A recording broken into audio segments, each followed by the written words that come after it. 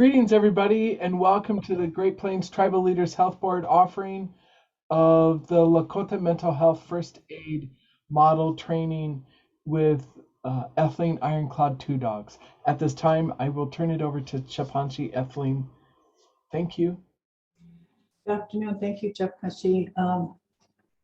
I'd like to welcome you all back. If you are new, then there are recordings available for the first two sessions.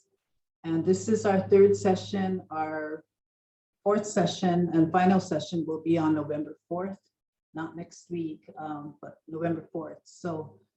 But as you know, as our protocol dictates, then we always open with a wocheke, and we always try to call on the elders if they're willing. And I'm really happy that Mahasani, my other half, has agreed to do the opening today. So I'll turn it over to you, Mahasani.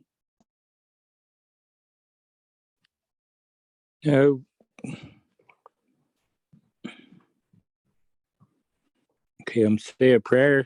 So everybody pray with me in your mind.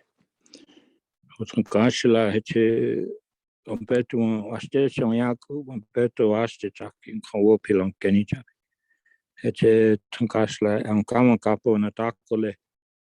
Hoeche one speech and Capik Kana Yushke, Oyatiki Chuna, Tokataki Hayana, took the Logan Ilagiaki, Heche Oyatiki Washtuk, the Heche Hoichi Tokas. Well, then Otoyohila, Tiwai checked it on Hippie, Hetchet Ketwin, Atwin, Tiwai Kitaki, Amalakin, Kichua Stepona, Awanichim go up that Amonian. Pejit Trojan Galuk the Heche, Hoichichina. We choke as on Tiwan Hukache, Gasly, Hake, Kamini in Oyatiki. I can't took the honey, Okabla on your pick, Okabla, Yak the Heche, Hoivalo, Omitakas. Mitakuye Oyasi. Wopila Tanka for that. So, okay, you can go to the next slide. This is our day. Le'ampetu is this day, Thursday, 10/21/21. We started with the wocheke, and again, just a reminder how important the language is. Wo is a collective, chap is cry, tia is to send. So Mahasani sent a cry for all of us, toward the future and for to the spirit world, so that we can receive insight, we can receive a blessing, we can receive maybe something will occur to us, or something will be on our path that will help us. So Opila Tanka for that. So we're going to be talking about Hawachi Ogna Othokia Oicha Kapi. So that's Lakota mental health first aid, but you know, that's the closest translation that we could come to it. Ka is possessive, theirs. Wachi is the desire. What is our desire? What do we hold in our hearts? So like some people might desire, like say good health. So they'll really go out and they'll exercise and they'll eat right. Some people will desire, like say for their family, you know, they want certain things for their family, so they'll go out and really work hard, you know. So it's not really about materials, but what is in our heart, you know, that what we want to express, what we want. So I don't know if that is clear, but it's a concept that, you know, Hawachi means like our mind and heart together, but when you break it down, it's what is the desire? What is their desire? What do they want, you know? So we were talking at another meeting earlier today about bullying, and we talked about how, you know, a lot of times the, you know, the focus is on the people being bullied, and, you know, really looking at the person doing the bullying, you know, then what is their tawachi? You know, we will label them as they're a big bully, they're aggressive, they're this way, they're that way. But their desire is to express something. And a lot of times in bullying, of course, it's negative. You know, they want to put that on somebody else. So maybe a hurt that they have, you know. So again, the kawachi is more of a conceptual meaning. Ogana is through. Otoka, first. What do you do first? Oichakapi is helping them. So helping them with our desire, you know, what are the first things we do? So that's a Lakota mental health first aid. We'll have a break about 2:15 until about 2:30. And again, it's not set in stone. You know, if we're deep in discussion, we might go a little later for our break, or we might go earlier if it's appropriate. We'll have processing, feedback, and discussion right around 3:30, and then we'll have a we'll check in closing 4 p.m. Again, it's not set in stone, so we might end a little bit earlier or a little bit later. So our next and final class, like I said earlier, is Thursday, 11/4/21 from 1 p.m. to 4 p.m. That's the scheduled time. So those of you that have been sitting for a while, you know, just do a stretch, you know, just reach up, maybe do some circles with your arms, turn to your left, but slowly, come back to the center, turn to your right. Take a deep breath. Now, some of the things that we're going to be talking about might tense us up. Whenever we're under stress or we recall maybe traumatic events or we recall something that was hurtful that we experienced or was exposed to, then we'll tense up. You know, we'll have our muscles in our maybe in our neck or our shoulders or our back, you know, even our arms, you know. So we really have to pay attention to our body and to really relax and to breathe and to be conscious of, you know, where we're at, you know, emotionally and in our body. So just think about that as we go through this material. And let's see, what else do we want to discuss? Any other announcements before we go forward, Jepkanshi? Nakuzan? No, I don't believe so. If people want to participate or ask questions, you can place them in the chat, and I will be happy. If you don't want to speak up, I'll be happy to bring them forward. Or please, you know, make a point if you do have a question to ask that. Thank you. Yes, this is all about discussion, sharing, learning from each other. So I'm facilitating this, and one of the things I mentioned was in the first class was that many of you already know this, and you know it instinctively. I know last class, Jepkanshi Jackie said, we did things automatically when people came to our homes, and we gave them food, we gave them water, you know, if they needed something, we gave it to them. And she said it wasn't really talked about, it was just known that that's what we do. And the comment I made about that was that that's the ancestral, you know, memory, the ancestral genetic memory, whatever you want to call it, because these things were passed down, you know, through the bloodline as far as our values, our teachings. So that's why I say many of you, if not all of you, know this already. Okay, next slide. So again, this is I can't stress enough the use of Lakota language. It's really important.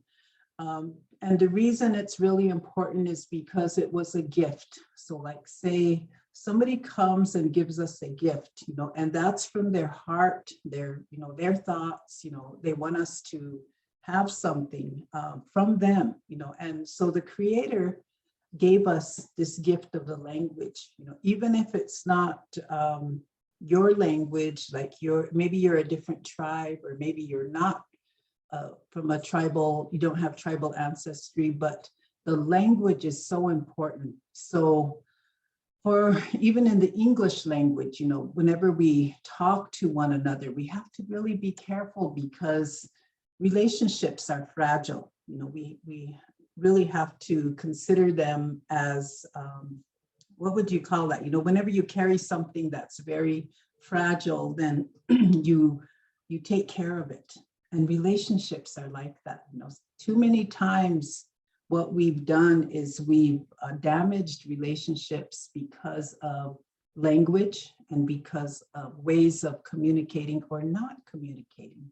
So this, the Lakota language, for example, is a, like a, oh, what would you call it? Like a really an important gift, you know, and how we use it, the context in what, the way that we use it, the, you know, the pronunciation is really important because it's kind of like if we're given a gift and you know, the creator says, well, this is how you use this gift, then we will, you know, and so this is the way you pronounce things. And one example I used in a previous class was the Jesapa College Center in Rapid City. So it's spelled H-E-S-A-P-A, College Center. And so people will, I often hear this, Jesapa, they'll say, but what they're saying is Black Horn College Center. So He is horn and Sapa is black. So if we say He Sapa, you put your tongue way back there, He Sapa, then what you're saying is the black thicket of trees, or, you know, black forest, and it translates loosely to Black Hills. So think about that, you know, like say if I said to Chepkashi Annie, her name is spelled A-N-N-I-E, and if I said Annie, then she wouldn't know, you know, that I'm talking to her, you know, and in fact, that's, you know, incorrect pronunciations. So it's almost like I'm giving her a different identity, you know, whenever I don't pronounce her name correctly. So think about that, you know, how important the Lakota language is conceptually, pronunciation-wise, and treating it as a gift. So next slide, please. So what is this purpose of the Lakota mental health first aid, this approach? First of all, the purpose is to begin the healing process to prevent the long-term impact of trauma. We had a graphic last week about the interrupted journey through the 4 stages of life. And if somebody, like say in that first stage of life, suffered a trauma, a traumatic loss, and they didn't get healed or they didn't have an opportunity for healing, then that impacts their whole life. So we might see, like say somebody in the 3rd stage of life, 21 to 50, 55, or somebody in the 4th stage of life, maybe 50 to on up, you know, somebody has, will have reactions, emotional reactions like a child, because their spirit is still at that stage of when they experience that trauma. So the purpose of this model is to begin the healing process. It's not the healing process. All of you know that healing is a lifelong journey. So in Lakota, we have a term, Ianu re wo anapte. Ianu re. That H, that pronunciation, means put your tongue kind of in the back. It's not Ianu ge, it's Ianu re. So you put your tongue back there. So this is a Lakota language term that describes a condition, say, where the mental health or emotional health need becomes intertwined in the person's identity and personality. And then because it's intertwined, then it becomes a long-term condition and it becomes more and more difficult to heal from and to treat. So I'll give you an example, like say there's adults and even elders that have a very angry, aggressive way of communicating. So if you are encounter these kinds of people with these kinds of hurts, then they'll say things to you like, and especially when it comes to like Lakota language acquisition or Lakota culture, you know, they'll say things like, who do you think you are? You're not Lakota. Why are you doing that? You know, you didn't say it right, you know. don't even talk if you're not, if you don't know.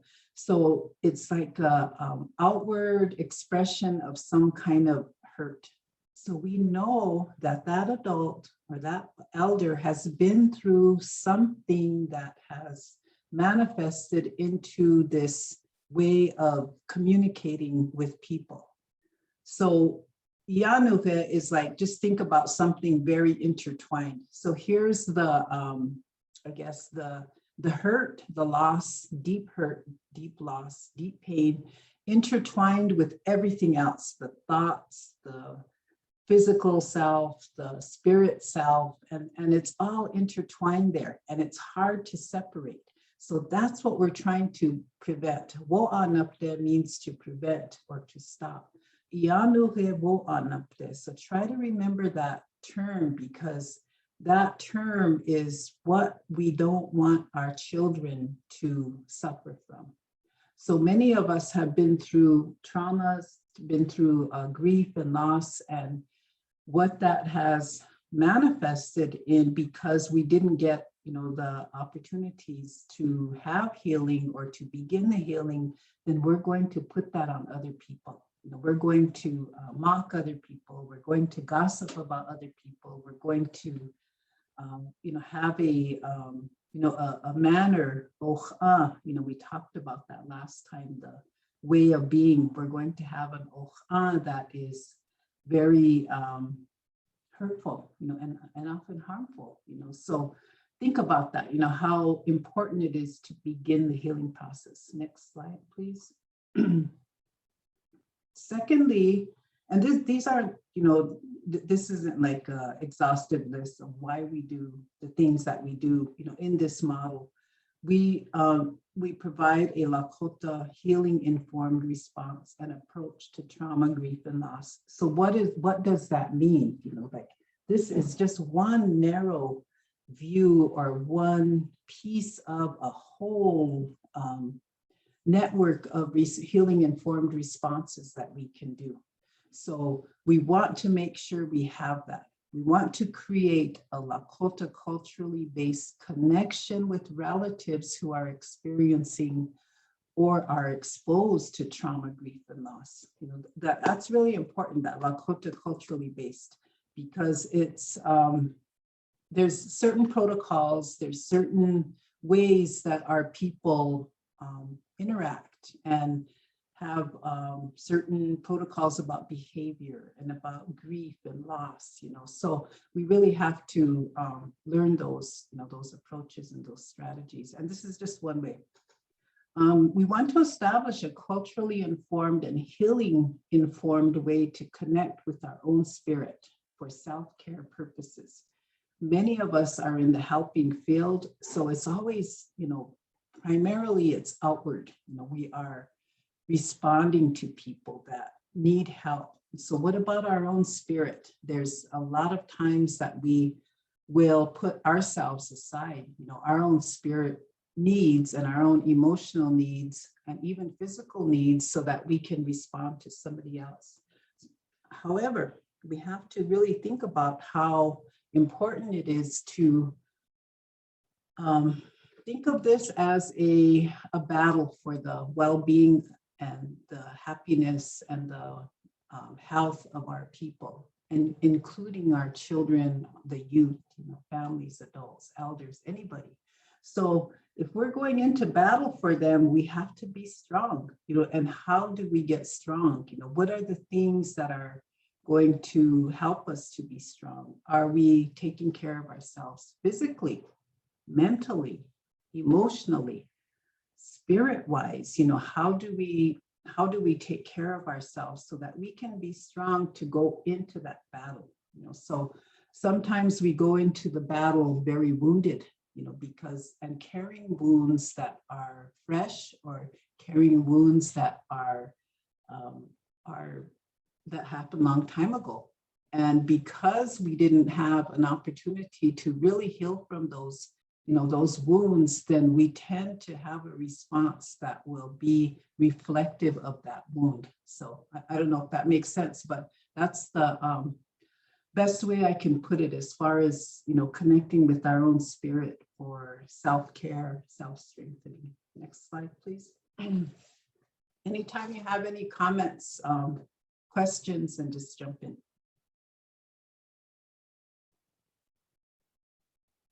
Next slide, please.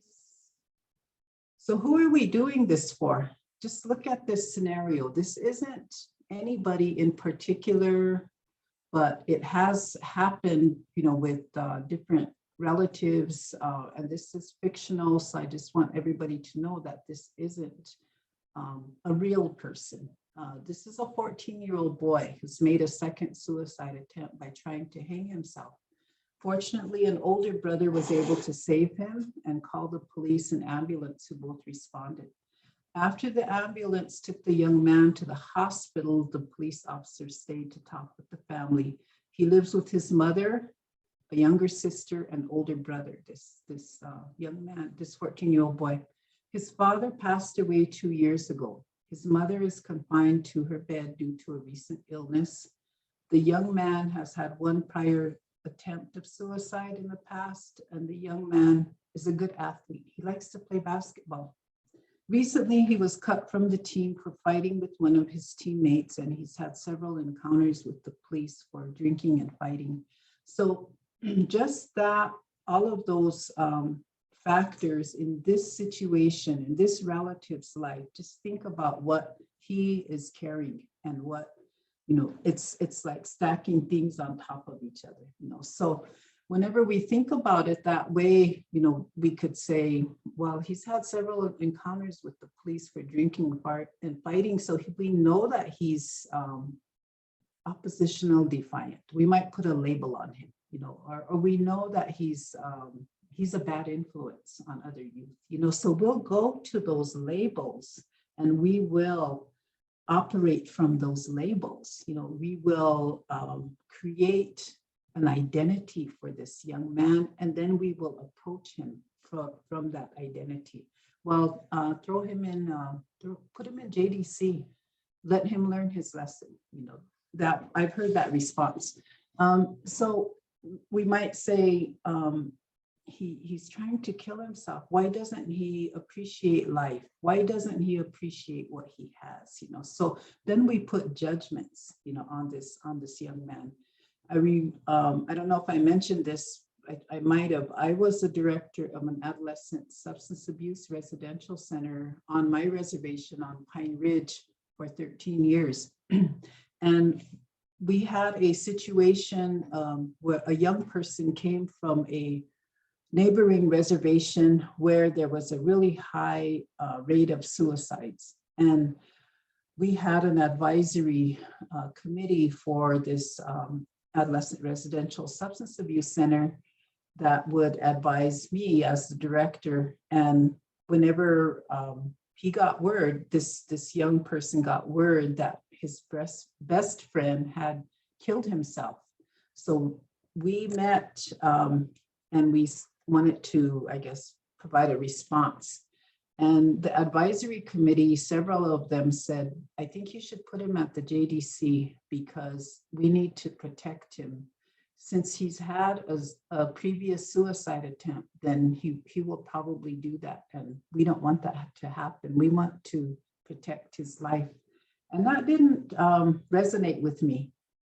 My immediate thought was, well, if I was in his situation and I had a best friend that killed him or herself, where would I want to be? The last place I would want to be is in a juvenile detention center, where it's cold, sterile, where there's police officers or correctional officers there, and they're not in a role of helping. They're in a role of making sure that the juvenile detention, what do they call it? Detainees are safe. So I said, I don't think so. I said, I would not want to do that because, and there was a lot of pushback, no, we need to do that. We need to make sure he's safe. So eventually I went out And it was taking a risk because I thought to myself, well, if he does attempt suicide, then, you know, they can say, well, I told you so. And it wasn't about, I told you so. It was about, well, what is the best thing for this young person? So what we did instead was we took him to the Inipi, to the purification lodge. We did tell him about it. He was, of course, very distraught, very upset. And we took him into the Inipi, and then we had the other participants in the residential center and the staff come through, shake his hand, give him comfort. We had an elder talk to him, give him words of comfort. We smudged him off, and then we stayed with him. We stayed with him all night. And for the next several nights, he was always with somebody. And he didn't even talk about attempting suicide. He didn't even talk about, you know, he didn't even make any kind of, take any kind of actions that, you know, would think that we would think he was going to try to kill himself. And I'm not saying that's the answer. Every situation is unique, but one of the things that's really, really important is the culturally informed, healing informed approach for these children and these young people. You know, we have to always stand on that as the foundation. You know? So we do these things, this Lakota mental health first aid training, teachings, all of these types of the healing camps, so that we can make sure that people have an opportunity for the healing, because otherwise it's about the Western therapeutic approach, which there isn't anything wrong with it. And I'm not saying that it doesn't work, that's the only route for them. And we have a responsibility to provide the culturally informed, the healing informed. So this young man here is who we're going to think about as we go through this. And not only him, but we're going to think about his older brother. We're going to think about his younger sister. We're going to think about his mother and the police officer. You know, we have to think about globally, you know, like the environment, you know, that he is in, and also to know that the environment, the people that are around him also need healing. So that's something that I wanted to share with you as far as, you know, it's very tragic what's going on, you know, out there and what goes on in our families and our communities and our schools. And we really have to band together as a collaborative relatives, you know, and to respond to them. Are there any comments or questions?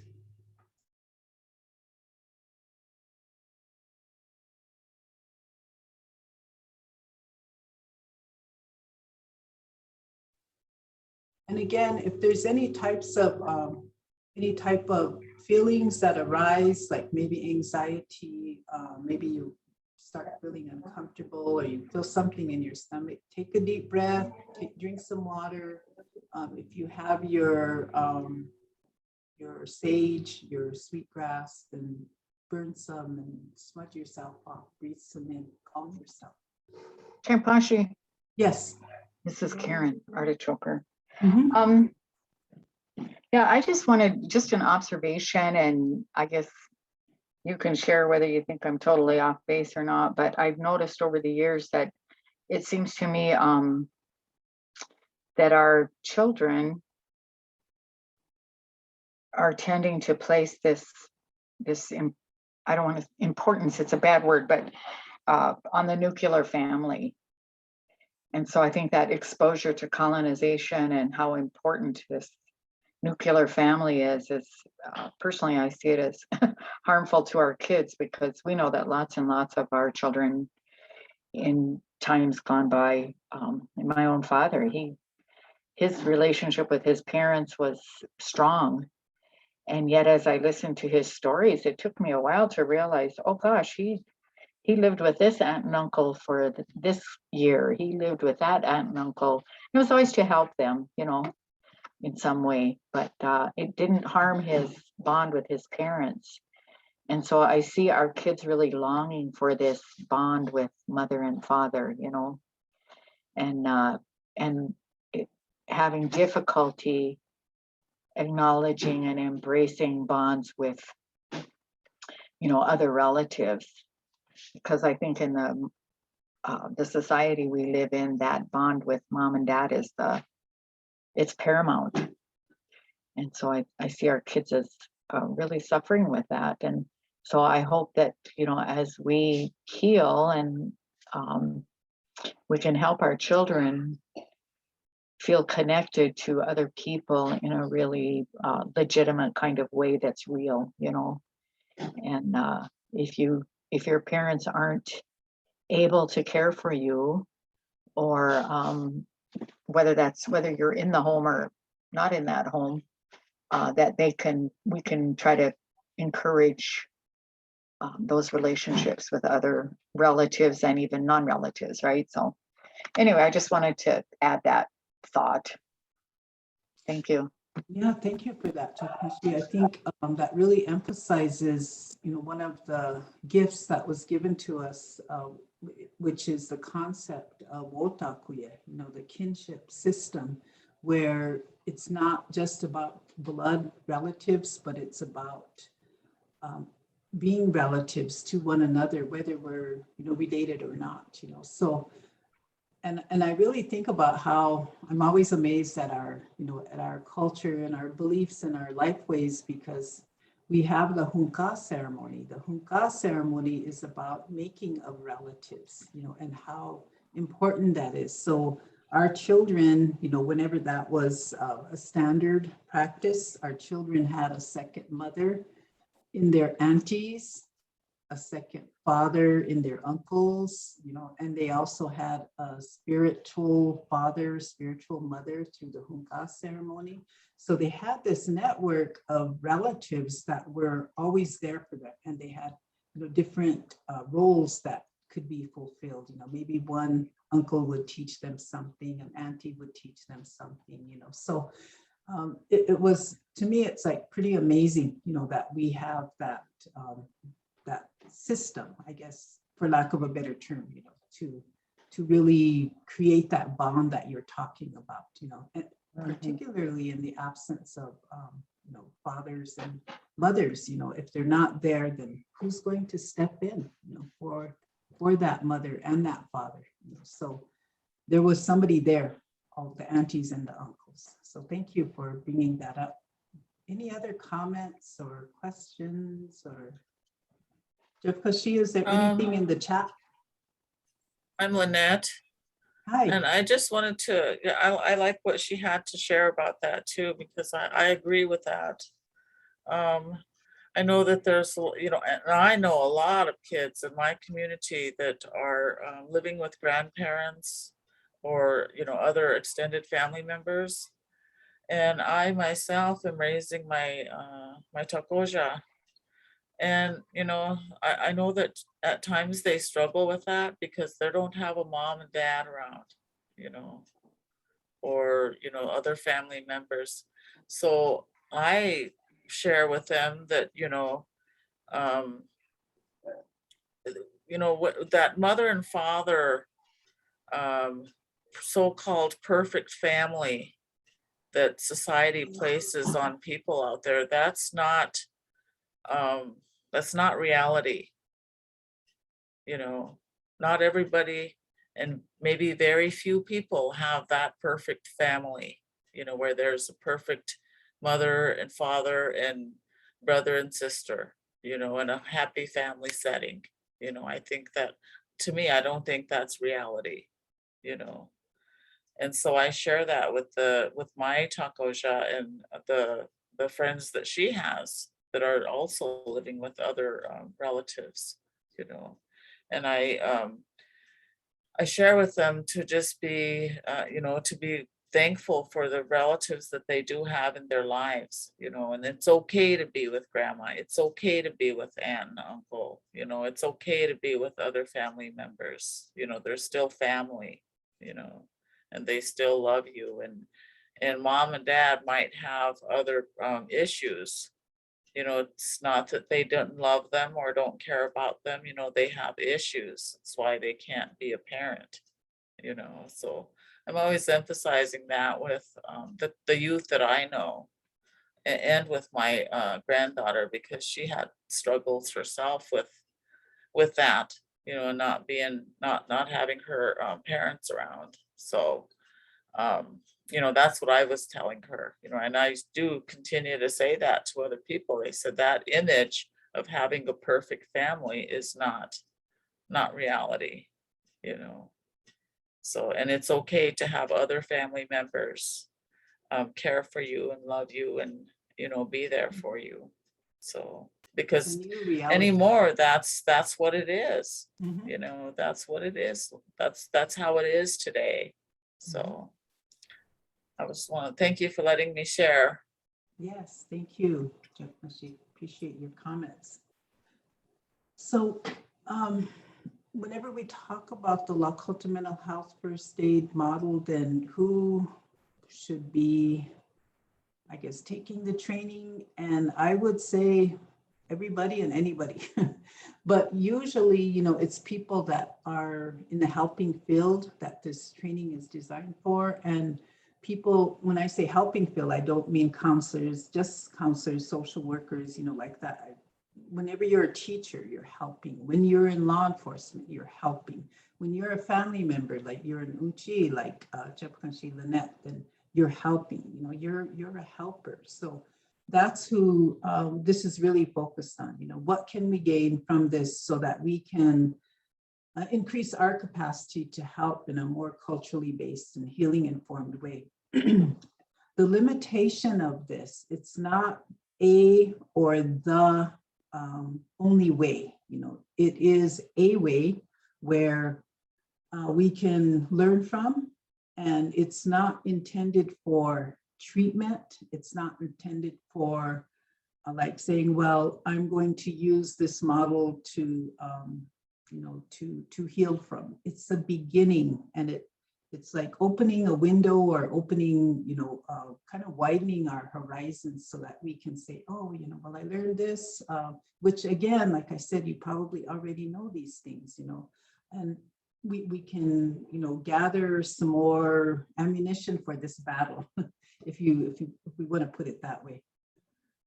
Emotional responses, of course, this is going to be emotional. And the reason it's going to be emotional is because we feel, we have a heart, we see somebody suffering. We want to make sure that they get, the help that they need. And it's not a mechanical thing, it's like, oh, I'll go here, they'll help you.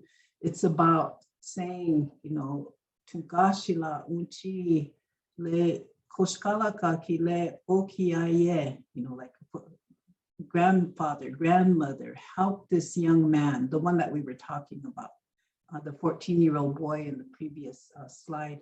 So what we're talking about is immediately reaching out with our spirit. And whenever we think about the suffering of this young man, tears are going to come to our eyes, and that's natural. I don't know how many of you, I mentioned this last time or either the session before, is, people, tears come to their eyes, and when they're talking, and then they'll say, I'm sorry.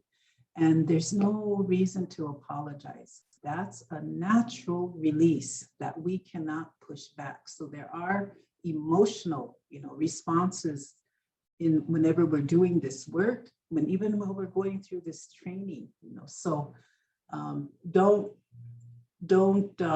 discount them, and don't apologize for them, and take care, like just let it come, burn sage, talk about it with somebody, talk to your own spirit, that's part of this whole approach. Oh, Chepkanshi, I was asking if there's anything in the chat. There is not. Okay, no other comments? Next slide, please. So think about your own experience in responding to people who have experienced trauma or have been exposed to trauma. if you feel like you want to share anything in the chat or out loud, we agree, all of us here, to honor each other's privacy and confidentiality, because sometimes we'll mention something and then it will be out there. You know, it'll be out in the community. Did you know I was in this training and so said this? You know, we really have to make a commitment to honoring, you know, privacy and confidentiality. So just think about it, you know, your own experience. Sometimes I've heard people say, like say in terms of whenever there's a death by suicide, well, I didn't know what to say to her. I don't want to see them, you know, or I don't want to see them like that. They're really hurting, and you know, I don't know what to say, you know, so it's going to be awkward for me. So it kind of becomes about ourselves, you know, like our own response. And then there's other people that will say, you know, we'll just go to them and we'll be, you know, respectful. They might not even say anything. They'll sit with them, you know, they'll pray with them, they'll burn sage, or they'll be there, you know, just maybe taking them some food, or, you know, cooking, or, you know, and they don't like impose themselves, but they're just there, you know, they're there, and that's comforting. So it's really up to the individual. Is there anything in the chat, Chapashi?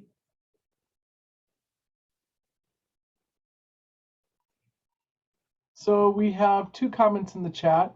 First from PJ, I have trouble knowing how to respond, especially when someone is lashing out due to their own traumas, remembering not to be defensive or take it personally. The second comment comes from Sabrina. I had an experience. In my first few weeks as a navigator, I went to visit a youth whose sister died by suicide in their apartment. I did not know that, but I felt that energy when I walked into the building, and it triggered my own trauma. When I found my auntie last year in her apartment, she too died by suicide. Different sides of town, different apartments, but the same walk, 3rd floor and door to the right.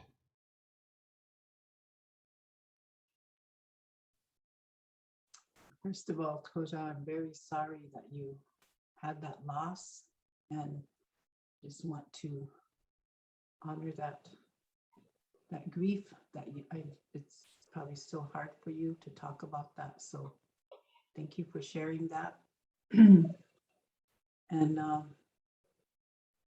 as far as Koja, PJ, you know, whenever somebody's lashing out, then putting it in the context of, it's not about you, even though we do feel it, you know, we might be the target of it, but it's theirs, you know. So we really have to practice. Well, I have to practice saying, you know, this isn't mine, you know, this is theirs, you know, they choose to react this way. And even though I'm on the receiving end, then it's, you know, it's really important that I don't take it on like, well, something must be wrong with me, or, you know, what did I do wrong, you know. So, and then also smudging yourself off, you know, after that, because one of the things we talked about was in a previous session was words have a spirit, you know, and that spirit can be good medicine, or it can be bad medicine. It can be hurtful, or it can be helpful, you know. So thank you for sharing that.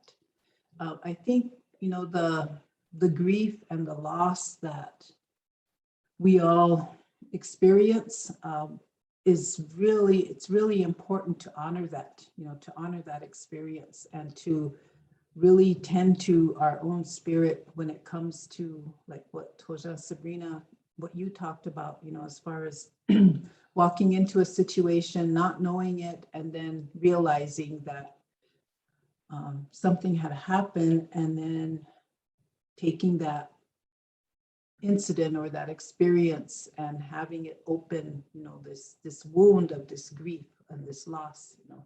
So knowing that there's medicine there for that, you know, and the first medicine is always very basic: water.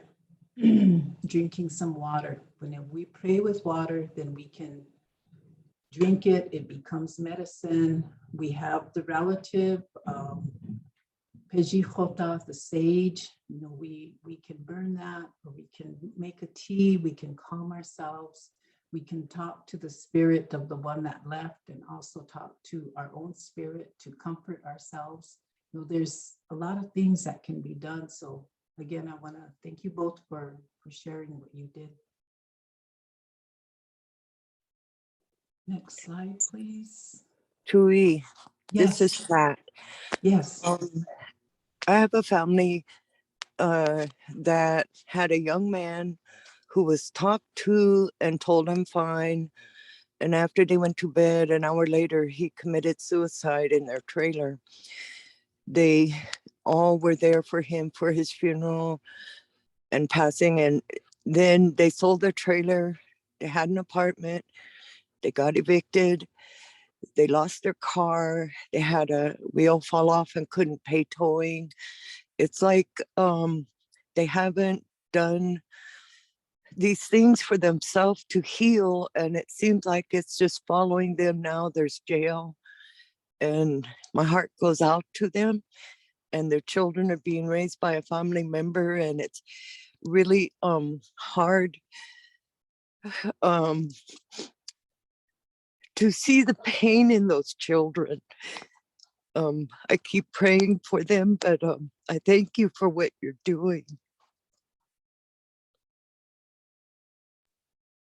Thank you, Pat. I really appreciate your tears and your what you're sharing, because that is more common than not what you described. There's so many things happening around us that sometimes we become desensitized. So I really appreciate that you pray for them and that you're shedding tears for them, because they do. Those children deserve that.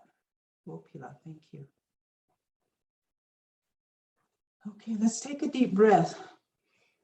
In your nose, out your mouth, reach up, stretch. Some wide circles. Look to the left, look to the right. Put your head down, your chin to your chest. Wiggle your feet. We're just about at 2:01, so in about 10 minutes here, we'll take a break and you can get up and walk around. I see Chepka, she's burning Pejijota, which if you have it, then feel free to burn that. So we are, one thing that's real critical to our belief system is Woichala. Woichala it's a Lakota term for the belief that things can and will happen if certain conditions exist.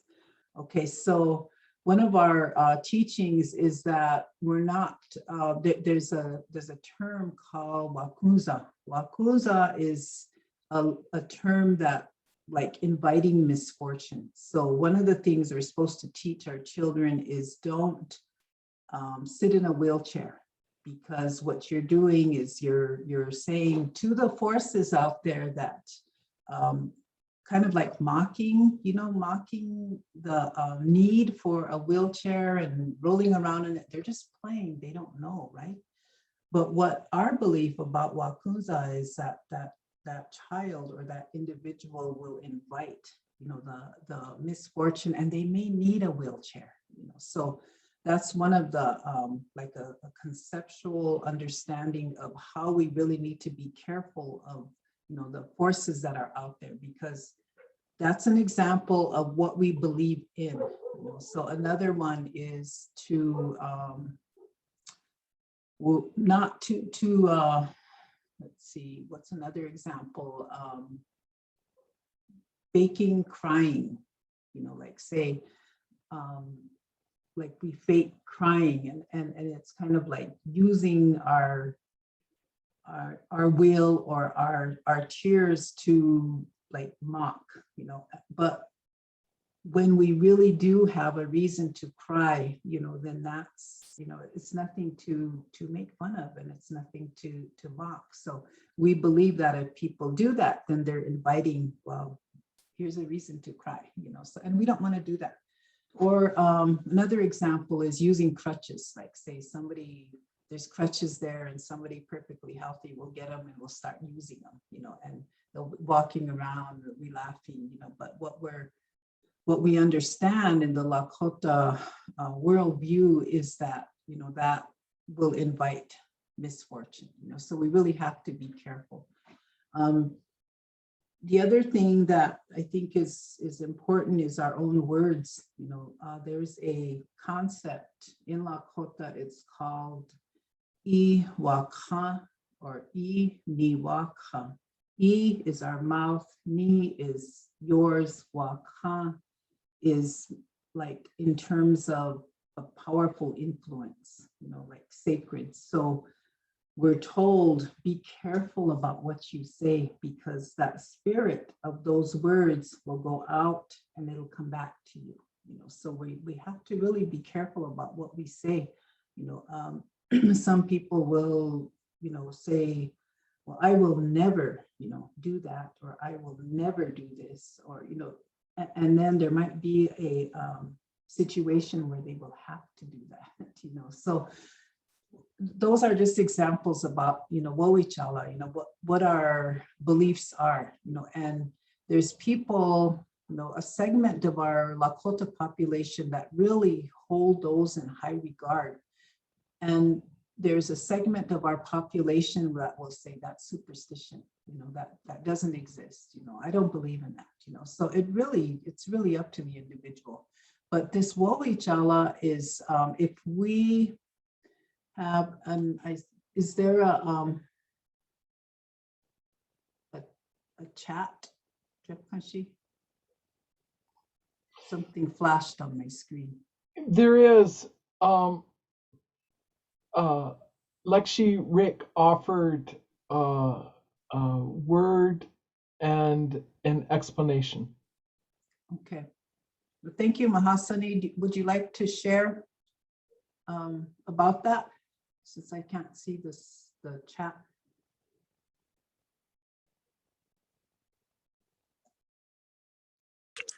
Can you hear me? Yes. Okay, so I further explain the Wakunza. So it's like to decree rules, determine things, foretell a tragedy or misfortune, be an omen of something bad to happen. That's the further explanation that I have. We'll peel off for that. Do you have an example other than what I shared? I think a lot of times, like Wakunza, it has to do with the power over somebody. So even though I don't do something, I could threaten somebody and say, I put bad medicine on you. So because even though I didn't, but because this woman or this person is put in fear of it, of what I did, then it's going to become like a power within. The power is put in within that threat to make her believe. So maybe she might just trip and fall down outside, or something like that. But right away, people say that's because a curse was put on me, like that. So you hear a lot of that in the community. So that's how it decrees, like something like that, or determines things. So maybe this person didn't do that, but by threatening them in that way, then it gives it power. And then to foretell a tragedy or misfortune, or be an omen of something bad to happen. Like I don't know if you use that example already, but like dogs howling or owls hooting a certain way, or like that. So, and then children crying, like you said, for no reason, or people crying for no reason, really. But the things with animals like dogs and owls and horses, they have this gift of seeing into the future. So my grandfather said the reason these dogs are crying is because they hear the crying of the people ahead of time. So I just wanted to add that. Well, Pila, thank you for that. I think that brings to mind like like say, cyberbullying, like gossiping. So whenever, like say, if all of us in this virtual room here, if we all got together and we gossiped about somebody, then there's a power to that. You know, there's a definite influence, and we can bring somebody down, you know, by our spirit influence, you know. So like say a lot of young people, we hear about it all the time where they get bullied on social media, and then some people are saying this and this and this, even if it's not true, then they take it into themselves, you know, and they take it onto themselves, and then they believe that, well, this, it must be true. I must not be any good. I must be bad. Or am I not worth anything? So I'm going to, you know,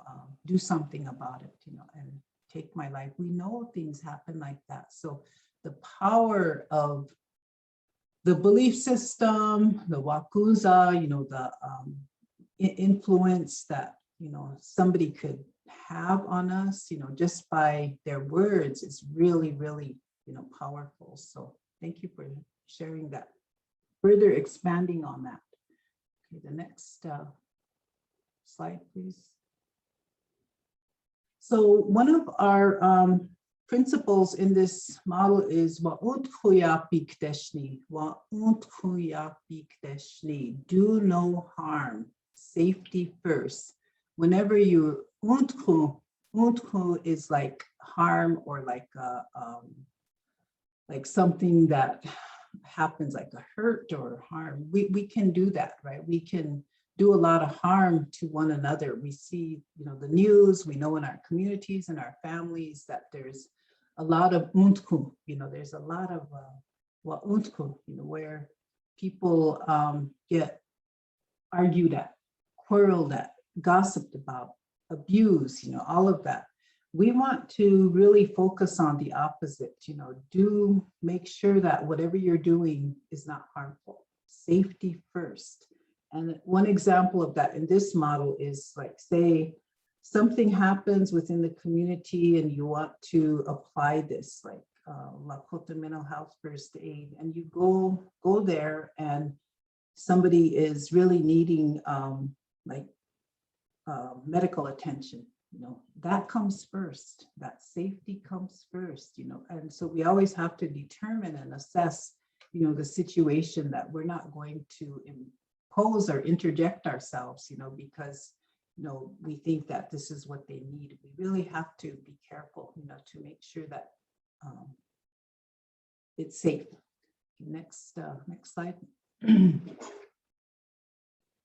So whenever we talk about this model, then we're really focused on ugunala wakipha, sudden trauma. So ugunala is like something happens all of a sudden. Wakipha is like something that is like devastating to us, you know, that. So if we go out and, you know, we get into an accident and it's sudden, it came out of nowhere, we weren't expecting it, you know, then one of the things that is real important is to make sure that our spirit is integrated within our, you know, with our mind and our body. Otherwise we're scattered. We feel like, we still feel like we're, you know, in that accident and we're operating from that, you know, experience. So what is the hutkan, the root of all of these behaviors that we have? You know, the alcoholism, the drug addiction, the unhealthy coping behaviors like drinking, you know, compulsive gambling, self-harm, cutting on self, or, you know, dying or trying to die by suicide. You know, what is the hutkan, the root of that? We really can't assume or judge, you know, because we think that this is what it is, you know. So I've heard many times, you know, like about young people, they say, well, you know, they broke up with their boyfriend or their girlfriend, and so they, you know, they tried to kill themselves, or they did kill themselves, you know. And that isn't just, you know, the only reason. That's not the root, you know. It's a response to a perhaps an incident, but what else is there? You you know, what, if we go really deep, then what is it that we can, you know, determine or find? There's something there, like a wound that is informing or contributing to that response, you know. So maybe like say, maybe we were in a shooting. I think I shared this before. I was in a shooting incident, shooting tragedy where my friend got shot right beside me. And this person was shooting from the outside of the house, and people, it was chaos, and it was just like, you know, just people were screaming and crying, and there's people crawling on the floor trying to get away.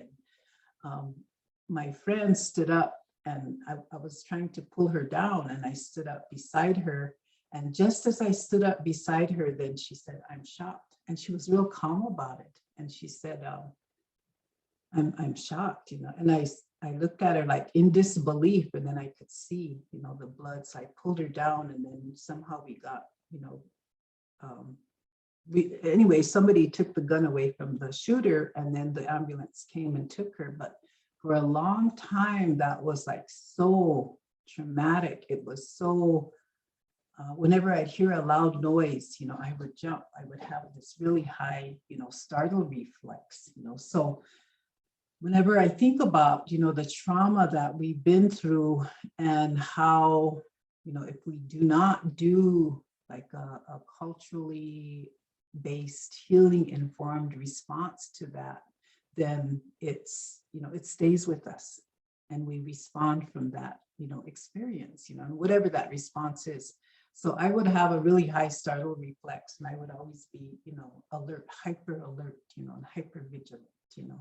So that's just one example of, you know, sudden trauma. Or I was in an accident one time, and this accident was a car coming from behind, and this was in Pine Ridge.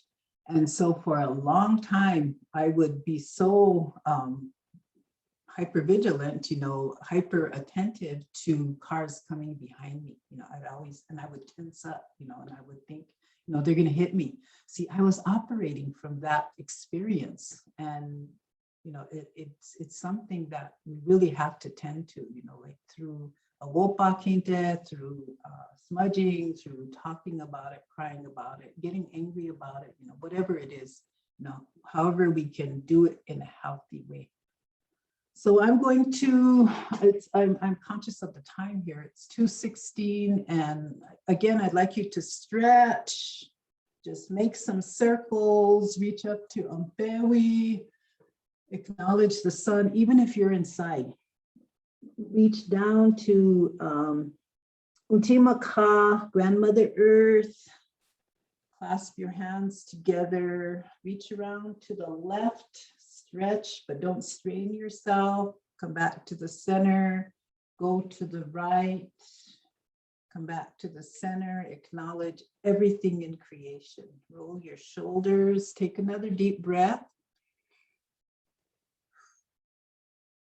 Release, and we will be back at 2:32 p.m. So have a good break, drink some water, walk around.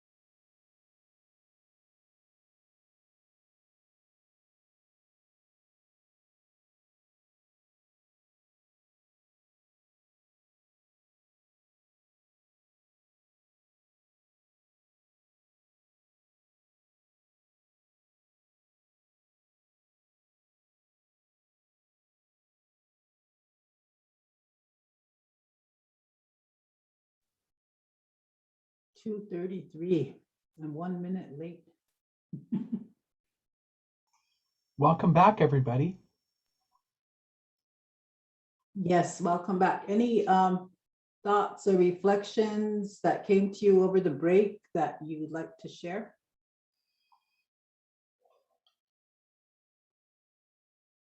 Definitely, Yakuzan, I know you want to lead lead us off. What are your reflections? Well, I feel like I give the same reflection each time that we do this together, but it's an understatement to say that there is power in language, because it's so important. The Lakota language provides much deeper context than the English translation does. So I'm always deeply appreciative of this experience that we get to have together in doing these.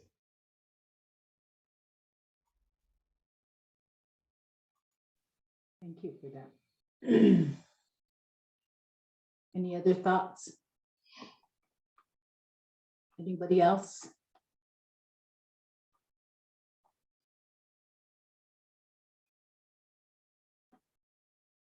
Okay, so one thing that is a very foundational principle of this whole model is the wotakuya. And it's not just using kinship terms. The language is important, the spoken language is important, but the concept of feeling in here, in the core of our being, our Nagi, our spirit, feeling that this is my relative. So when you think back to the 14-year-old boy, then say if you went to an agency or a program, they would say, well, this is this patient, this suicidal patient, gives this young man an identity. The identity is that that's everything, about him. Does not account for any other of his, features, like say his strengths or his skills, and how we can relate to him, But first and foremost, like say if I was to encounter this young man or have an exchange with him, then the first thing would be, Hakoja, how are you doing? And always, modulating or regulating your tone of voice. So some people will have a really loud tone of voice or aggressive, but I think the approach of using, again, these 7 sacred laws that we talked about in the previous session, the Wokeshakoi, one of them is humility. The humility, the Woachwala, the Maushila, the compassion, those things come first, is that we don't have all the answers. We don't really know, we only know what we know. So really expressing that for this relative, this 14-year-old boy that we talked about earlier, about what is his situation? What is he going through? How do we approach him? First things first, which is wotakuye. He is a relative, even if he's not a blood relative. He's a toshka, a nephew. He's a takoja, a grandson, a grandchild. He might be a little brother, misunkala, So using those terms, when you use those terms, what you're doing, like we said before, is, we're extending our spirit to them. So this kinship is really important, an important feature of this model. And it's, again, not just using it as, the one time, well, we're supposed to use kinship in this model, but using it as a daily practice and integrating it into our lives, so that when we look around, we see everybody as relatives. So all of you in this room are relatives. We are human relatives, even if we don't know each other. Okay, next slide. So the wo is the collective, the taku, who we cherish, ye, forever into the future. So wotakuye in the dictionary we'll say kinship or relatives. But when you break that word down, then it's collectively who we cherish forever into the future. So every one of you, like I would say, I think it's safe to assume that every one of you have a desire. Your tawachi, your woachi is about wanting health, good health, happiness, balance, wellness, all of that for your relatives. You know, we all want that. We want that for our children and our grandchildren.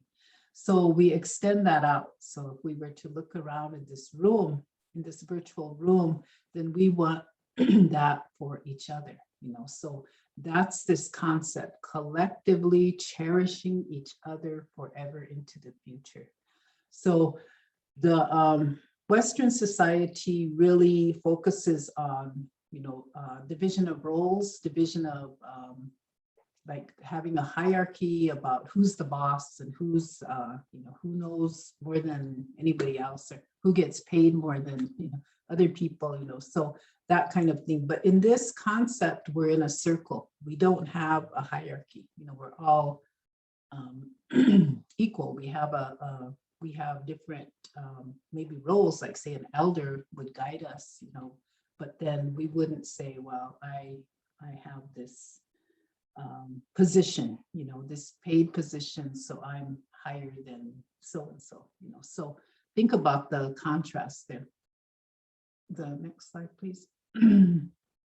So whenever we say wotakuye, who we cherish forever into the future, we're kinship then, and we use these terms, we're using a concept called cheki chalpi. Now look at that word. You might be used to breaking down words now. See what word is in there. What's the root word? Cha, cry, a sincere appeal, you know, to this relative. So gichi, which is with each other, yapi, you know, going forward into the future. So cheki chalpi is honoring and appealing to this, to each other as relatives.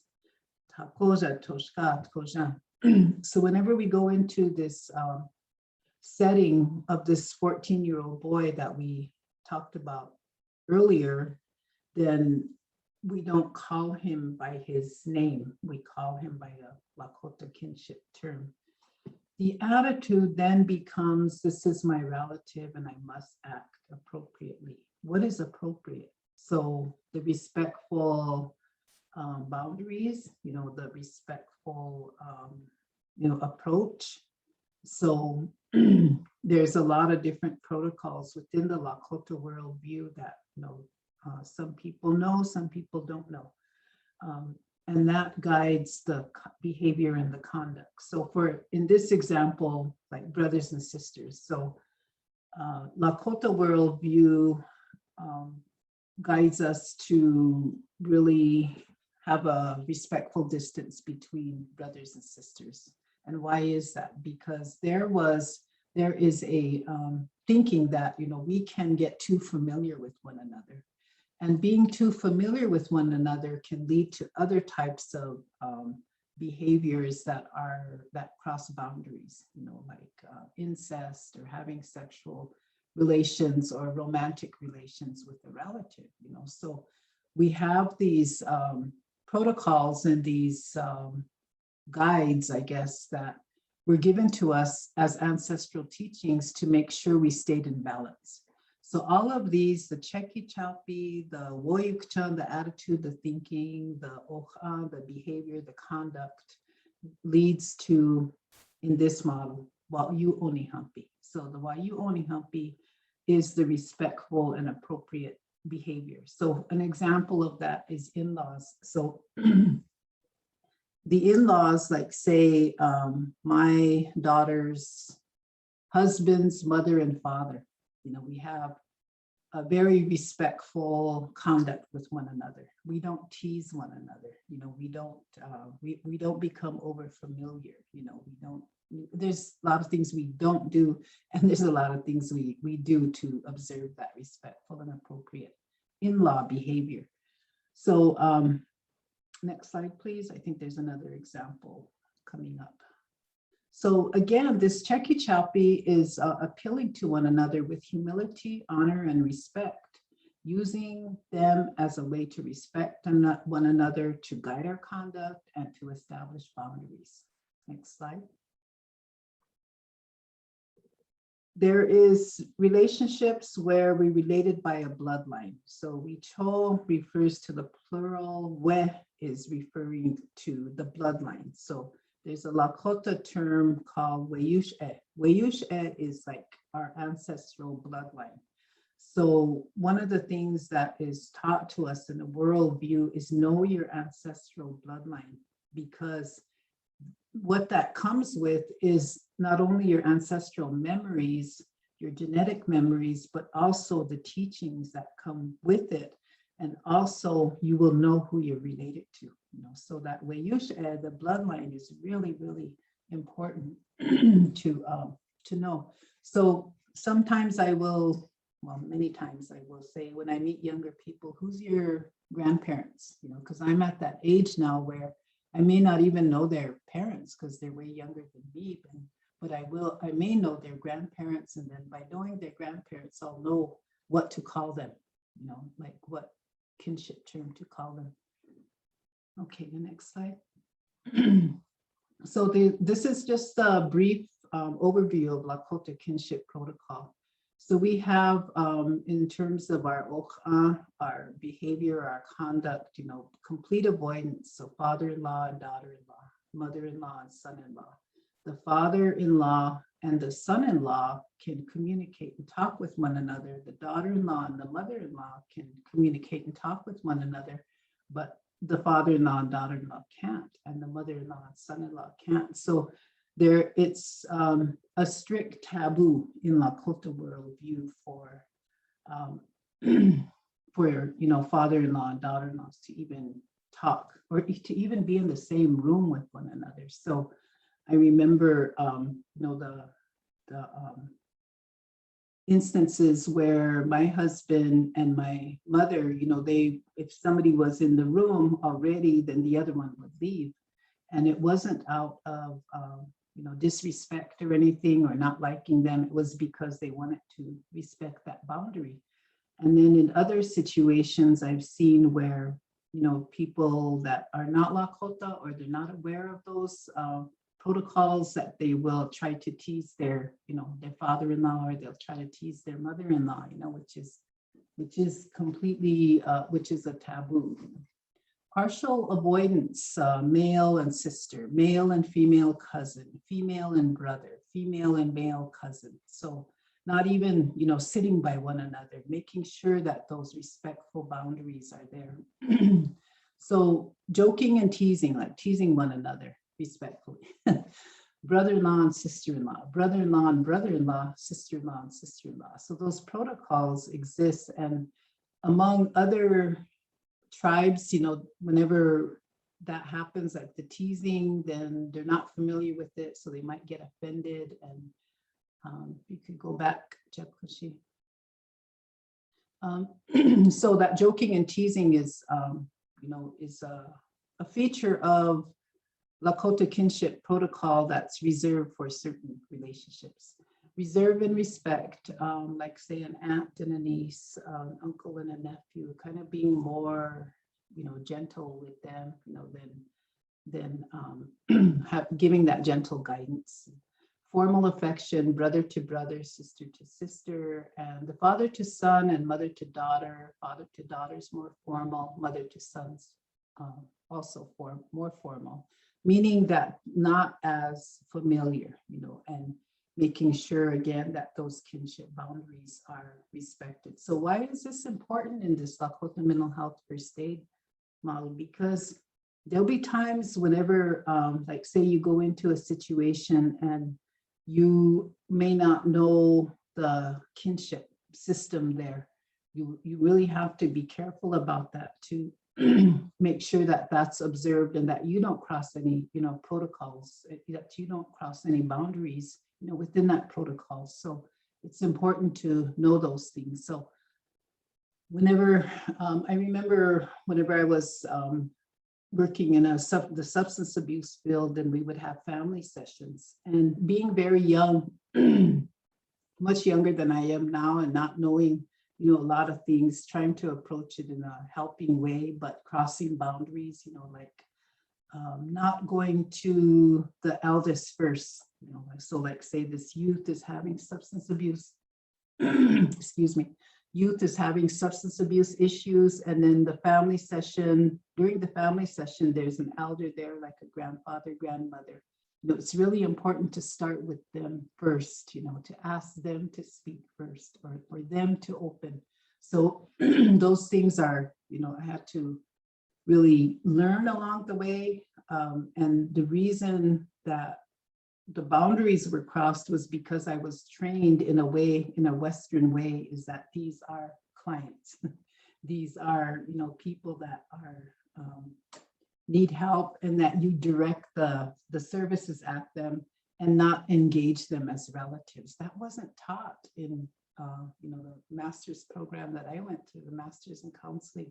And I don't know if it is, taught now, but I wasn't trained that way.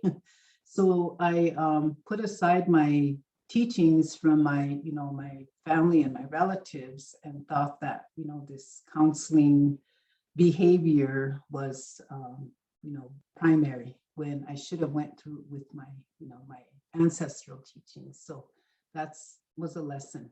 Next slide.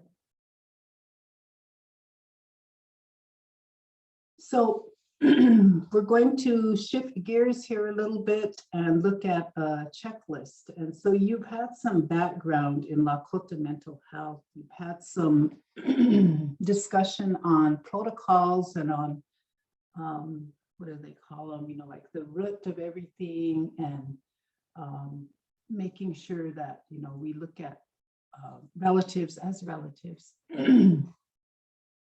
And so whenever we go into like a situation, a setting, whether it's a classroom, whether it's a family, whether it's our own family or community setting, then we always have something with us that we call on to help us, and that's a wokpan. So I'm going to ask you all to make a wokpan. You make this wokpan, and we'll talk about, how you do that and what's in it and all that, with the shell, with the sage, with the cedar, the sweetgrass, the lighter matches.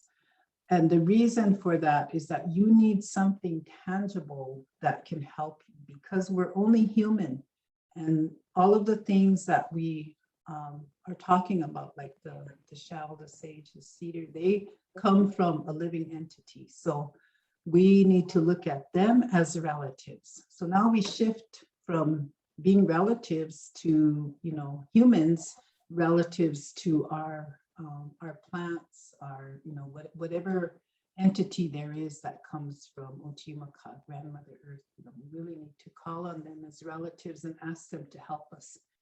Review and use the Lakota guiding principles and supporting principles, which we will review later. Remember that physical safety and medical attention comes before anything else. Ask the individuals, the family, the group, if it's okay before burning sage or anything sweetgrass or cedar, and address them using kinship terms. And I would add to that, explain to them why you're doing that. Is that, I'm not here in a role of counselor, I'm not here in a role of social worker or police officer or whatever role it is. I'm here as a relative to assist, in whatever way I can. Jeff Kanshi, is there anything in the chat? There is not.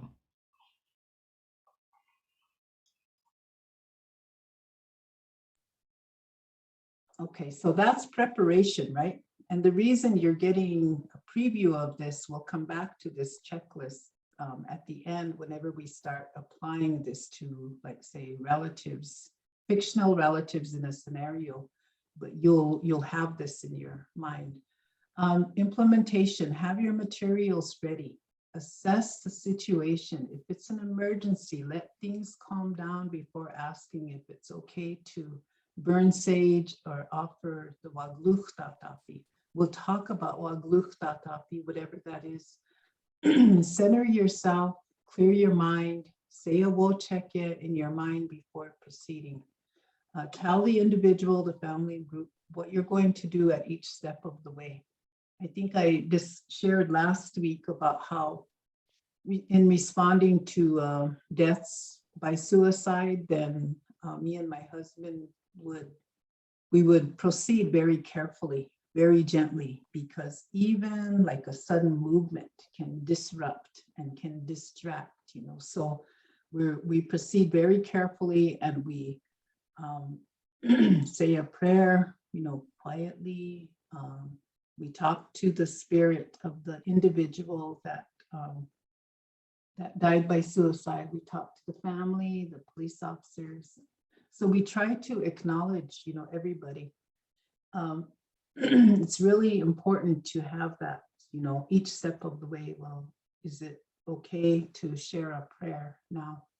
And sometimes people might say yes, sometimes they might say no response, or sometimes they might say no, it's not, I'm too upset right now, you know. So we go with that, whatever they want to do. Afterwards, after you, oh, go ahead. There is a question about where to get shells, and it was responded to online, but just in case other people need some resources, Prairie Edge downtown has shells. The drum company across the street from Prairie Edge has shells, and Little Gales out in the mall also has shells. Thank you, Takeshi.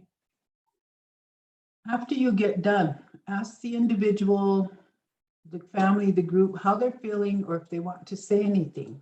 Always open that door, because that release there in a healthy way is really important, because most likely there will be anger, there will be rage, there will be, you know, all of these feelings that arise that people really need a healthy, you know, outlet for. So offering that opportunity to them before you leave. Thank them for participating. Acknowledge each one of them. When you are alone, wazilia, burn some sage, burn some sweetgrass, azilia, smudge yourself. If you witness or are part of a traumatic experience, as soon as possible, go to the inipi. Wipe yourself off with sage, or have an elder do it for you. Remember to take Gluwasaka, the offerings, with you, even if it's just a handful of tobacco, even if it's you know, some type of food, you know, always offer that to the unchis and the kakas of the spirit world, the grandfathers and grandmothers. And remember, tears were given to us by the Creator to express our heart. We don't have those tears for nothing. Don't hold them back. By holding them back, what we're doing is we're creating an opportunity for it to build and to manifest and to fester, you know, into a wound that might infect, and that will really, you know, harm us, harm our spirit or our body. So don't hold those back. Is there anything else you can think of that would be helpful?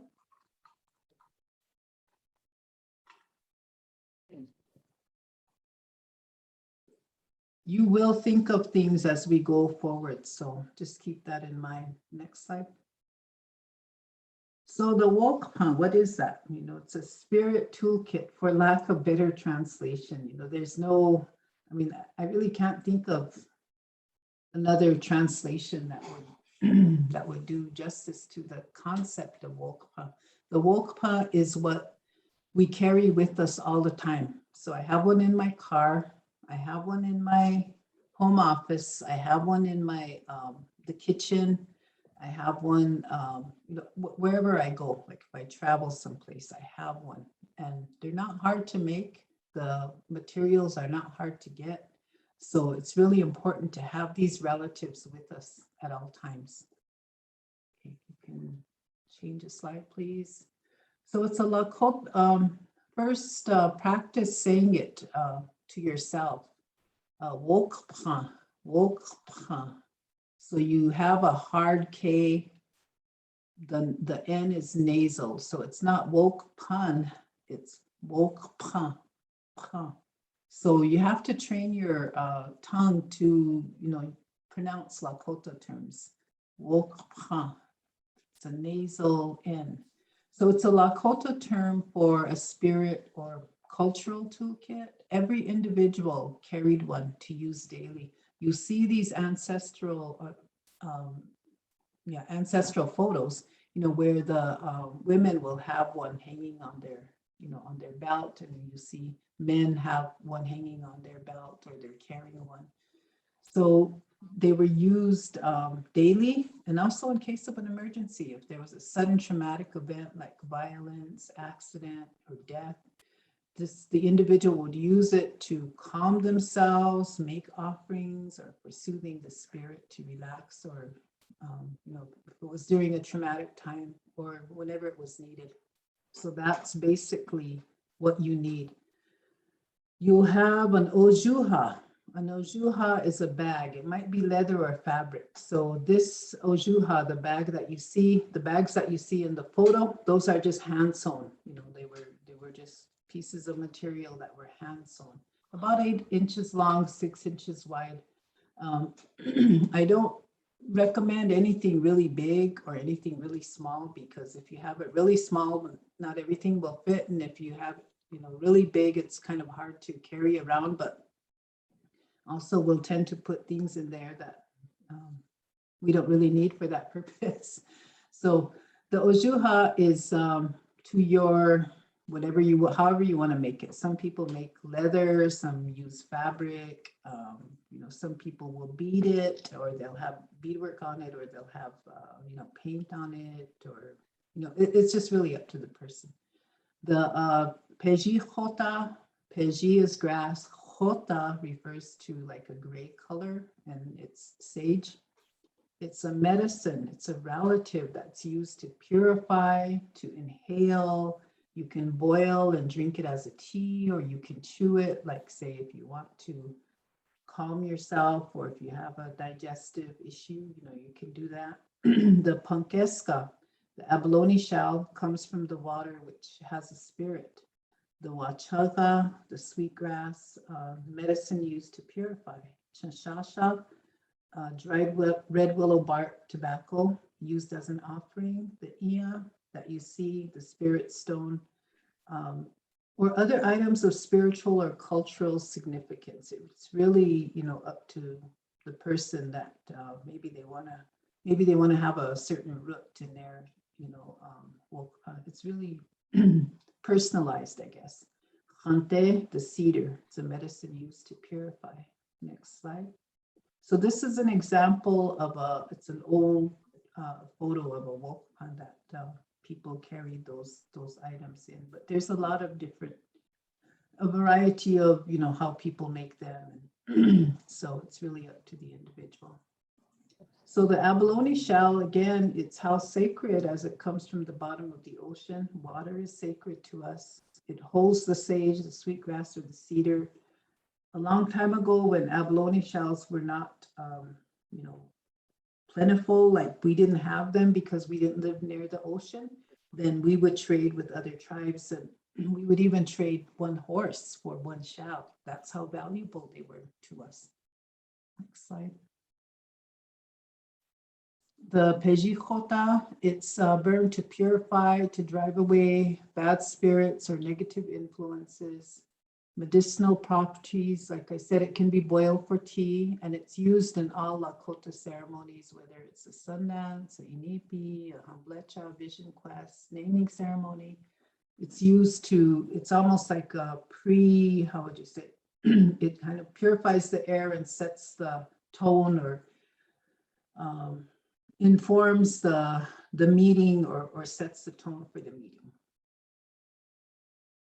The red willow bark is the cha, sha, sha. Cha is wood, sha is red. So the red willow bark is harvested, coming up, starting December 21st is when people will start harvesting it, and they harvest it in a certain way. They don't just pull out the roots, you know, they make an offering and they talk about, you know, how, well, they pray to the spirit of this Chinshasha, you know, and they talk to it, because in our worldview, this is not a just a plant, you know, it's a relative.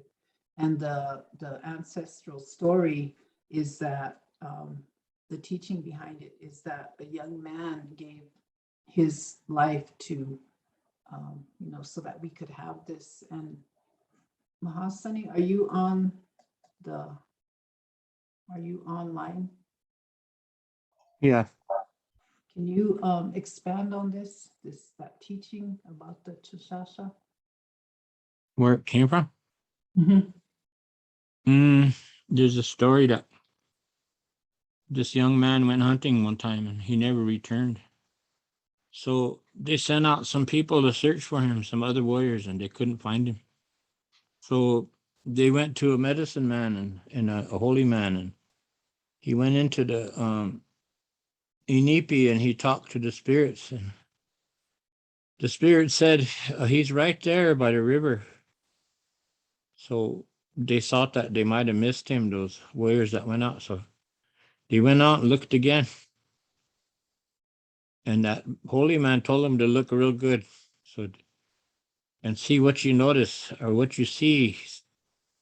But they kept going out thinking they would see a body or his remains.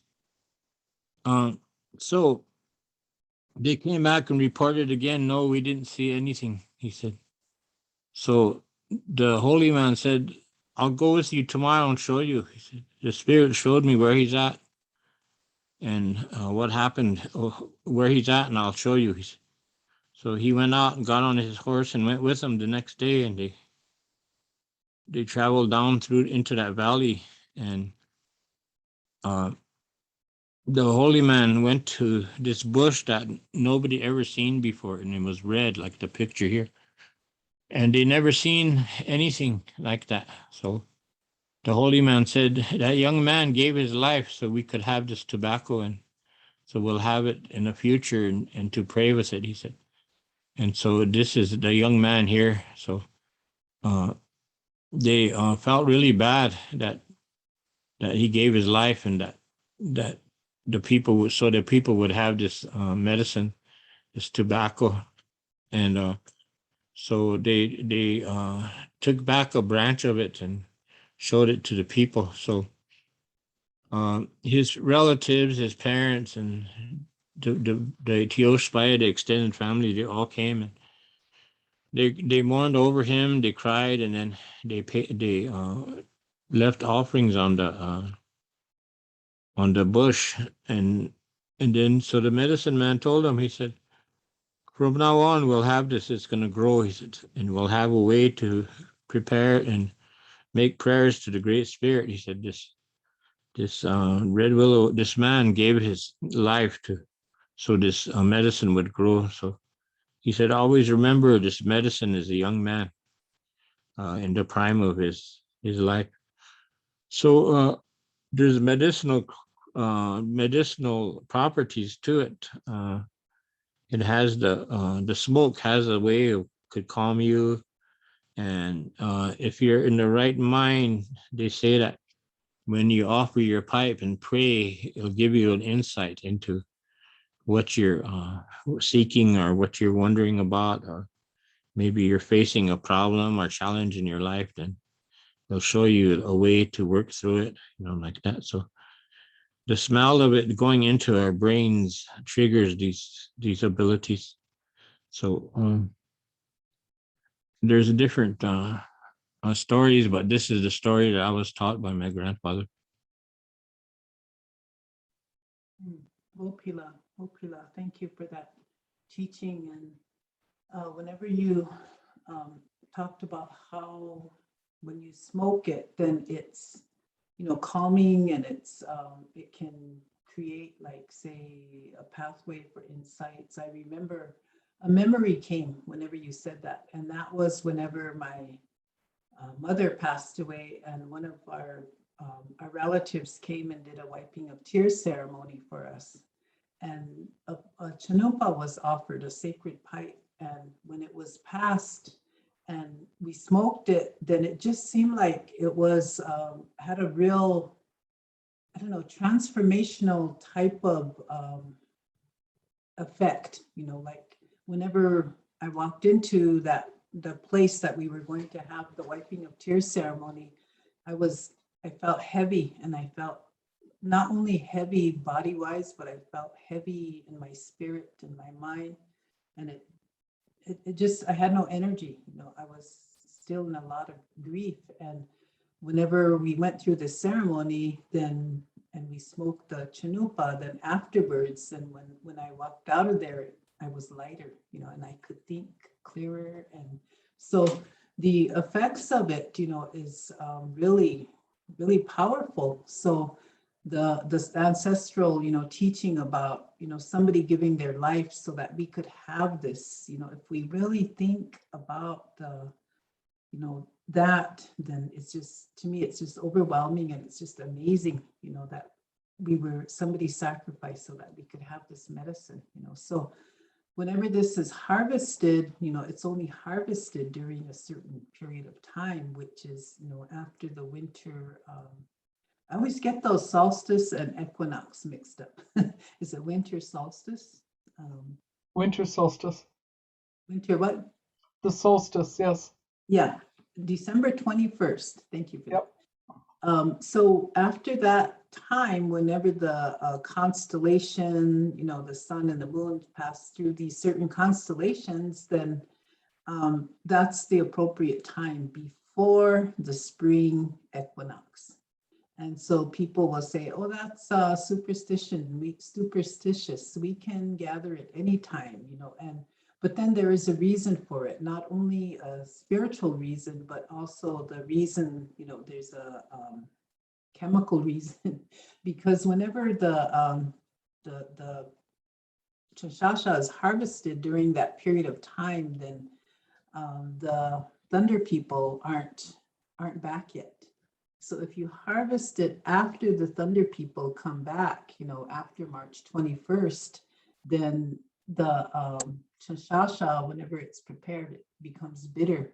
And it's not that the thunder people are bad. I don't want to give that, you know, that impression, but they have a power. So their lightning, whenever they strike the earth, you know, when they come back, then it creates a chemical influence or chemical change in the earth, which then affects the, you know, the Chanshasha. So there is a, you know, reason, a scientific reason behind it. But so there's these, you know, protocols about when to pick, you know, the Chanshasha, when to pick the sage. You know, we're not supposed to pick the sage whenever it's budding, because that's whenever it's reproducing, you know, and I guess it's akin to like pregnancy, you know, so we have to honor that too, you know, that life cycle of our relatives. Next slide. The sweetgrass, the wachanga, it's used to purify the air, and its smell is pleasing to the spirits, and it's used in all Lakota ceremonies, you know, and there's certain places that you can harvest this, you know, like maybe East River. I know it grows along there in Minnesota, and I know that it does grow here, but it's not plentiful. Next You slide. can grow it yourself too. Yeah, you can grow it yourself. I think you have some growing, right? I have an entire half yard of it now out of just 2 plants, and it spreads very rapidly. So it grows really well. So we know where to go now. You're welcome to. Yeah. The cedar hante. Oh, I didn't ask you to pronounce the wachanga. Go back to that one. Wachanga. Put your tongue kind of toward the back. Wachanga. So try to use the Lakota language terms for our relatives, you know, just like I envision a time when we will all use our spirit names rather than our English given names, because whenever we use our spirit names, then that's our identity. That's who we are. That's how we'll conduct ourselves. But whenever we use the English given name, then it's like gives us permission to act any old way. So try to use the terms for the the relatives. Wachaga, wachaga. Okay, next slide.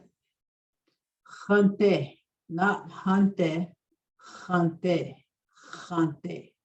So you burn this when a thunderstorm is coming, burn before bedtime for good dreams. See, those are the ancestral teachings. And sometimes we don't know, why, the Western education system has really taught us to question everything and to say, but why? Why burn when a thunderstorm is coming? Why burn before bedtime? So some of the teachings are just, accepted as they are, and again, that's that Bodhichala, the belief. Okay, next slide.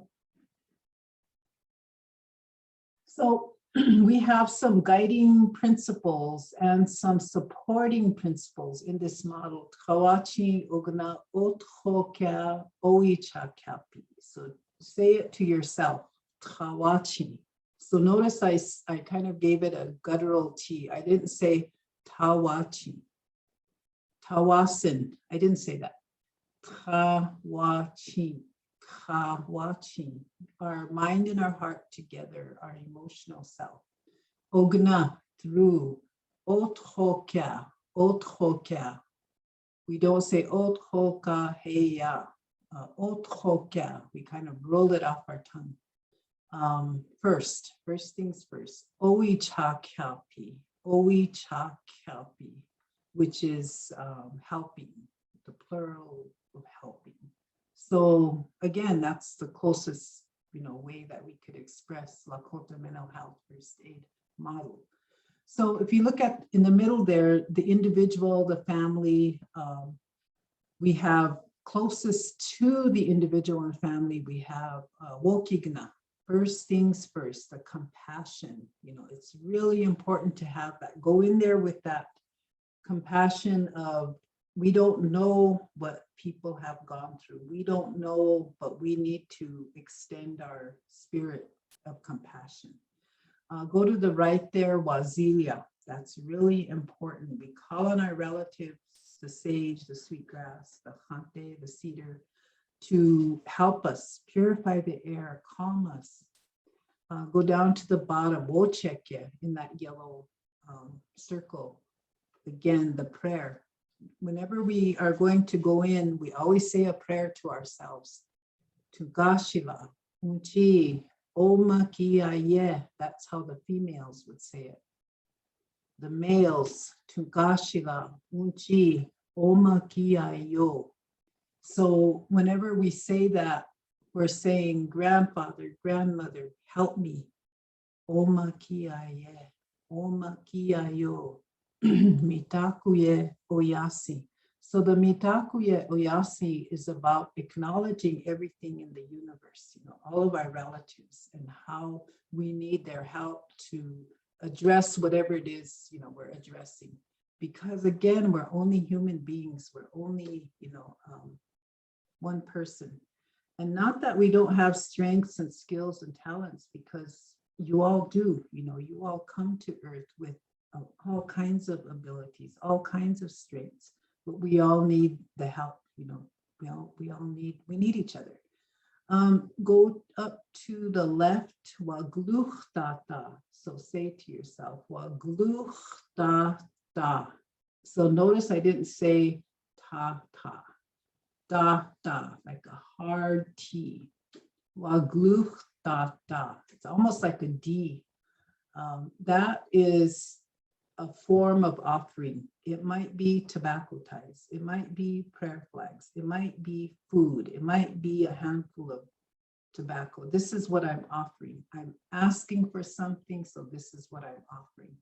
So those are the 4 main principles of this model that you go in there with. The supporting principles are the in the blue circle. So if we start from the left, wa'unshila. Wa'unshila is the compassion. Wa'yu-oniha, which is the respect and honor, going clockwise. Wo'ash'ake, wo'ash'ake, which is the strength. Wo'ichala, which is the belief. Woglakapi, how we use our voice, what we say, how we use our tone of voice, you know, the appropriate time to be silent and the appropriate time to say something, you know, to talk. So you have to be really deliberate about that. Okay, so the next slide, please.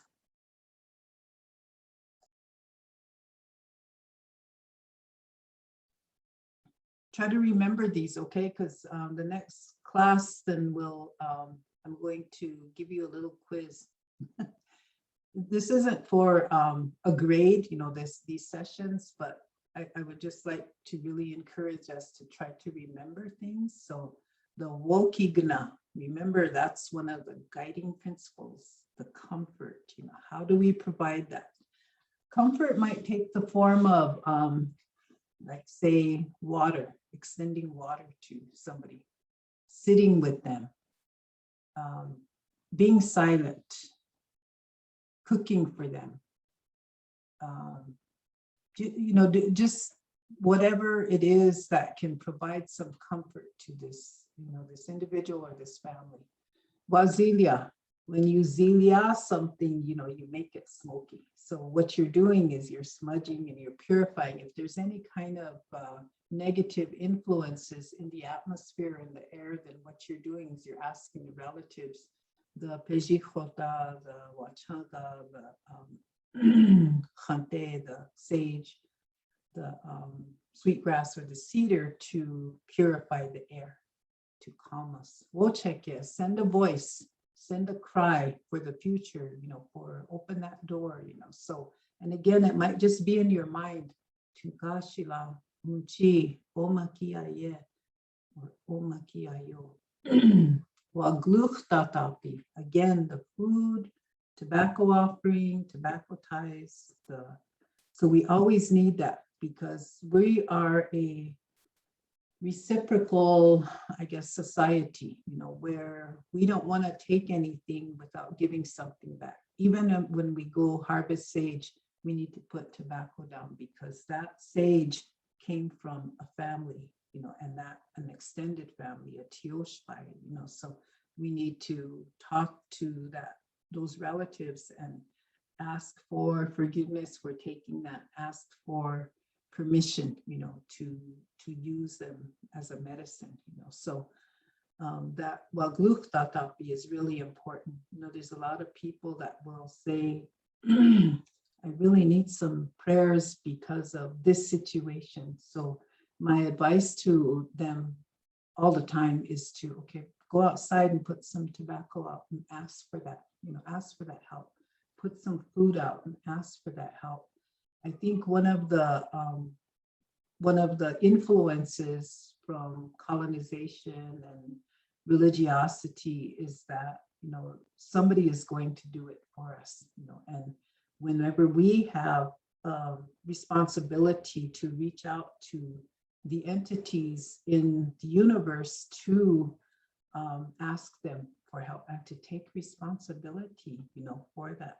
So that wagluchtatapi is really, really important. So they say, you know, we're taught that, say somebody has a nightmare, the nightmare might involve somebody dying, you know, and so I'll get communications about that. You know, what can I do? I don't want this to happen. So my advice and encouragement is always, well, you know, make an offering and ask the spiritual relatives out there to make sure that it doesn't happen, to prevent it from happening, you know, and take that initiative rather than waiting, you know, for somebody to do it, you know, for us.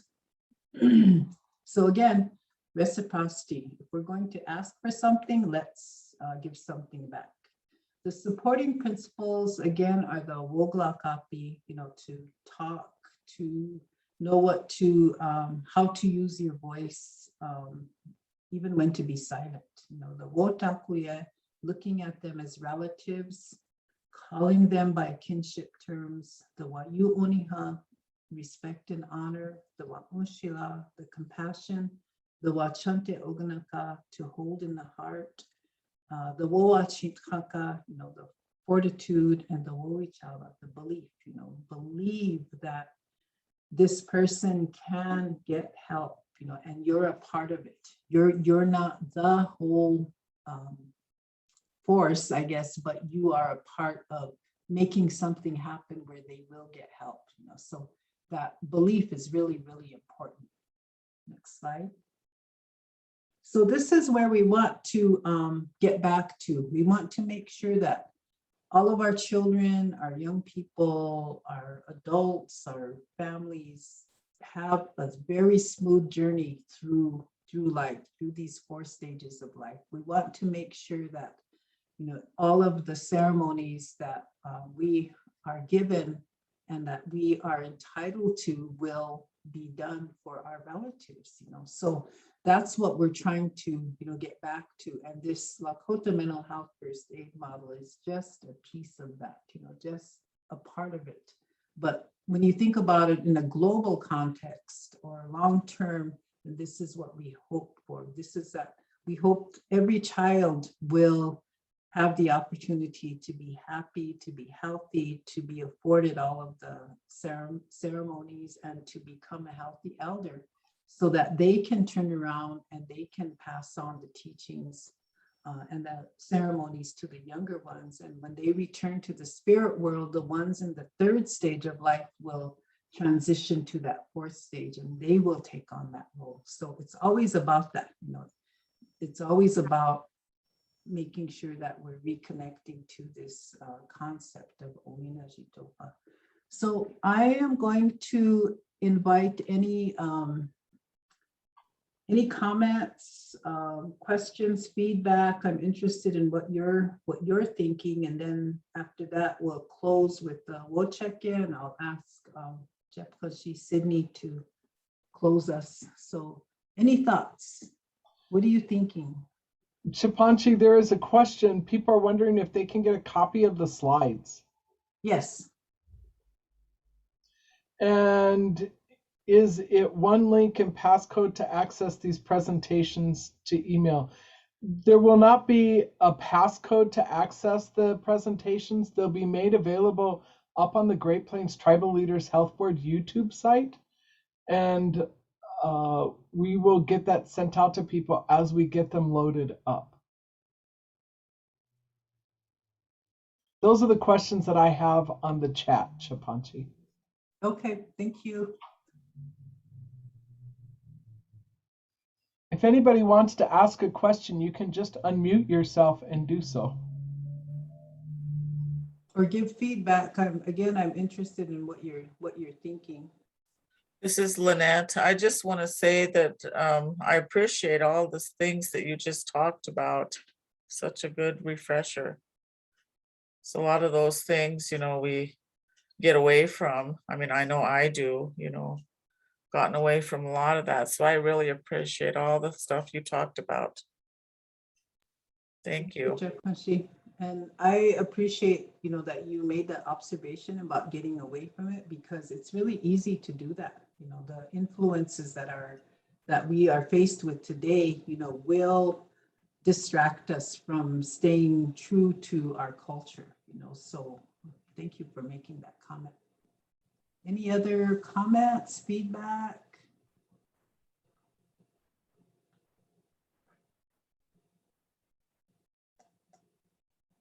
Shall I start calling on people?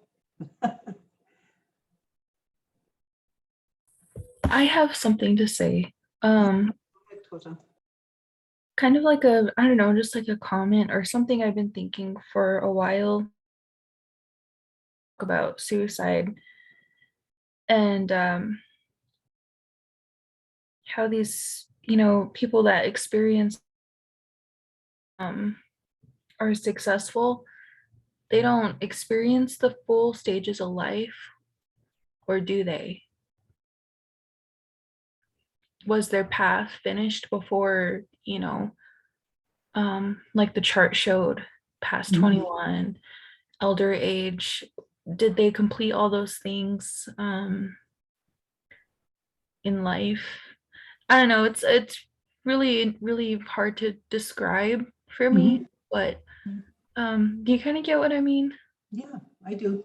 I do. I think the tragedy is that the opportunities to create, to have that smooth journey through all those 4 stages and to have a natural transition back to the spirit world has been impacted by the interruptions. So like say an interruption might be in age 3 or 4, something happened, something traumatic happened where it influenced our whole, our conduct, our behavior, our woyukcha, our way of thinking.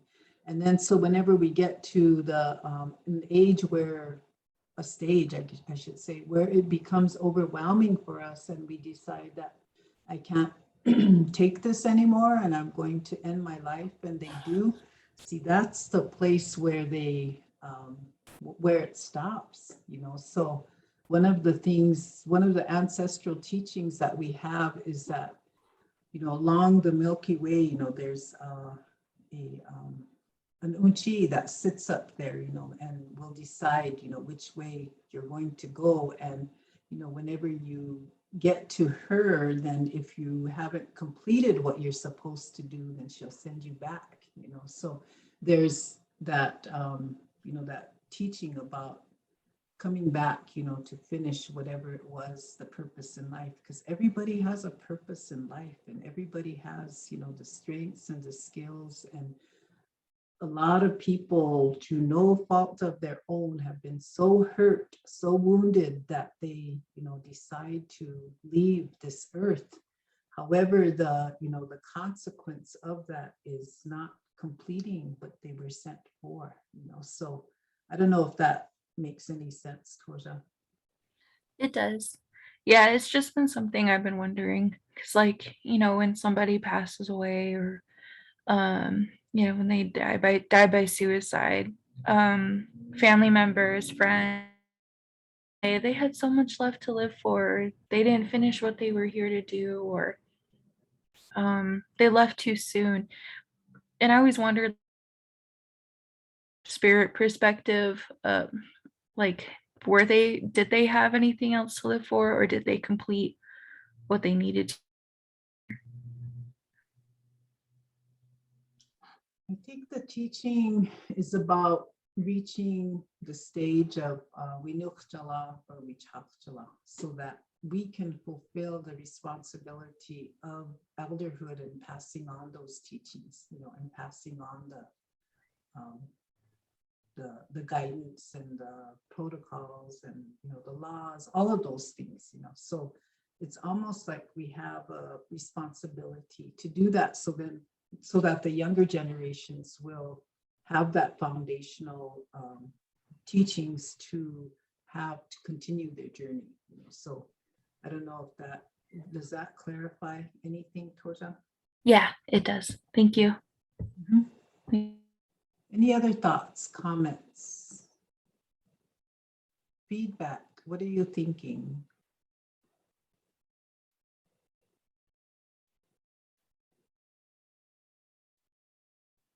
Jeff Kashi, Rebecca, what are your thoughts?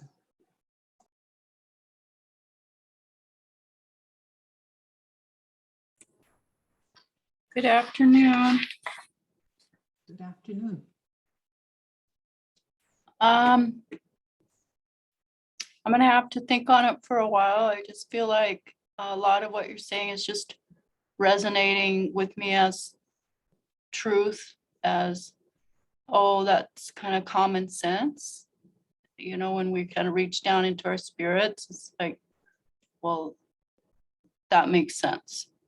So I appreciate you kind of confirming my belief system, the way I feel, and I just hope that we can use that knowledge to really support and build up individuals that have kind of lost their belief system along the way due to trauma and other struggles.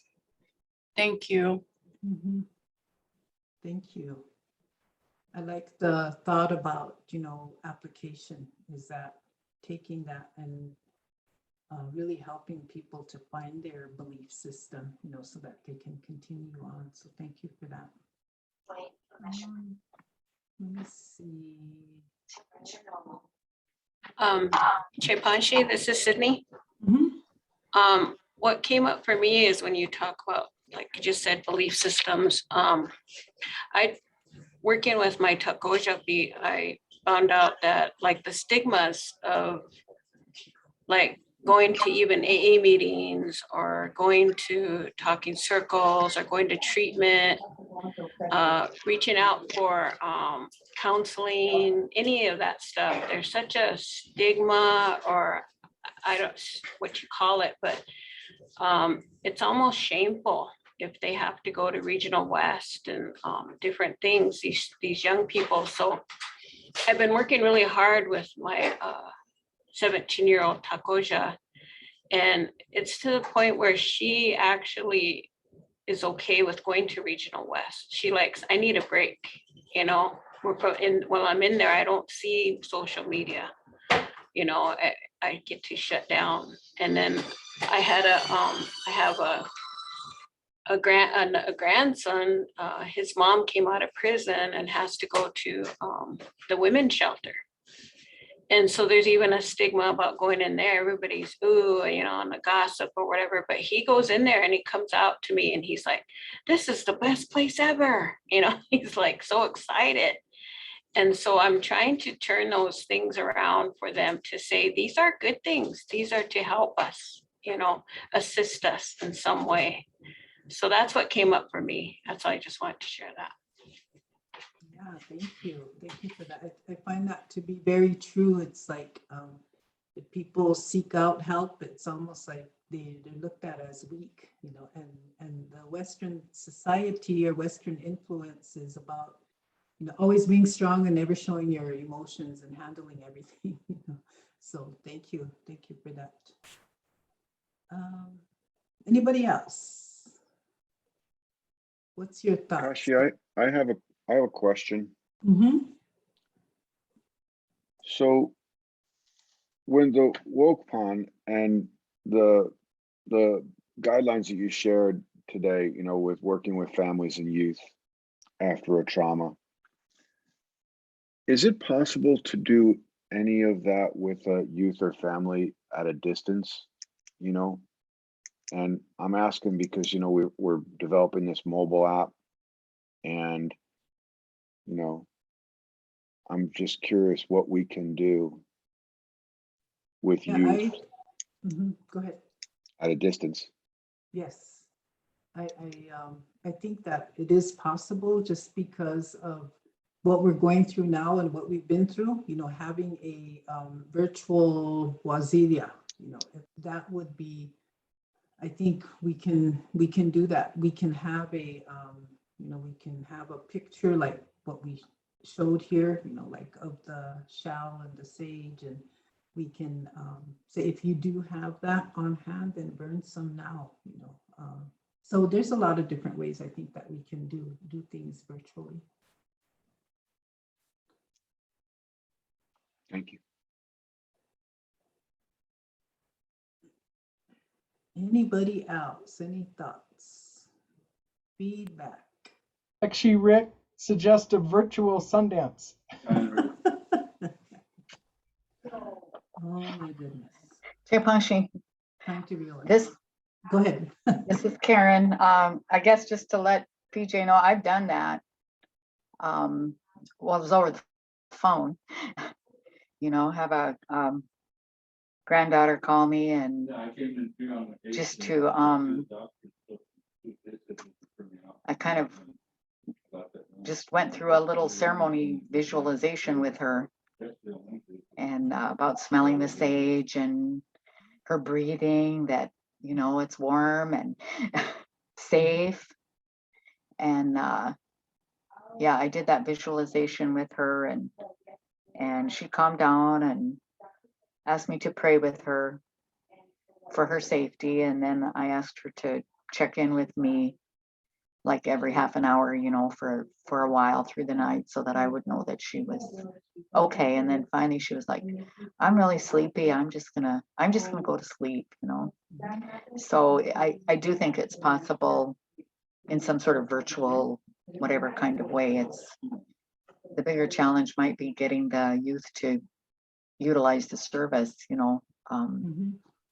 But I was also thinking, you know, when we did our men's program, we would have Inipi, and it was actually a class. It was part of that whole class.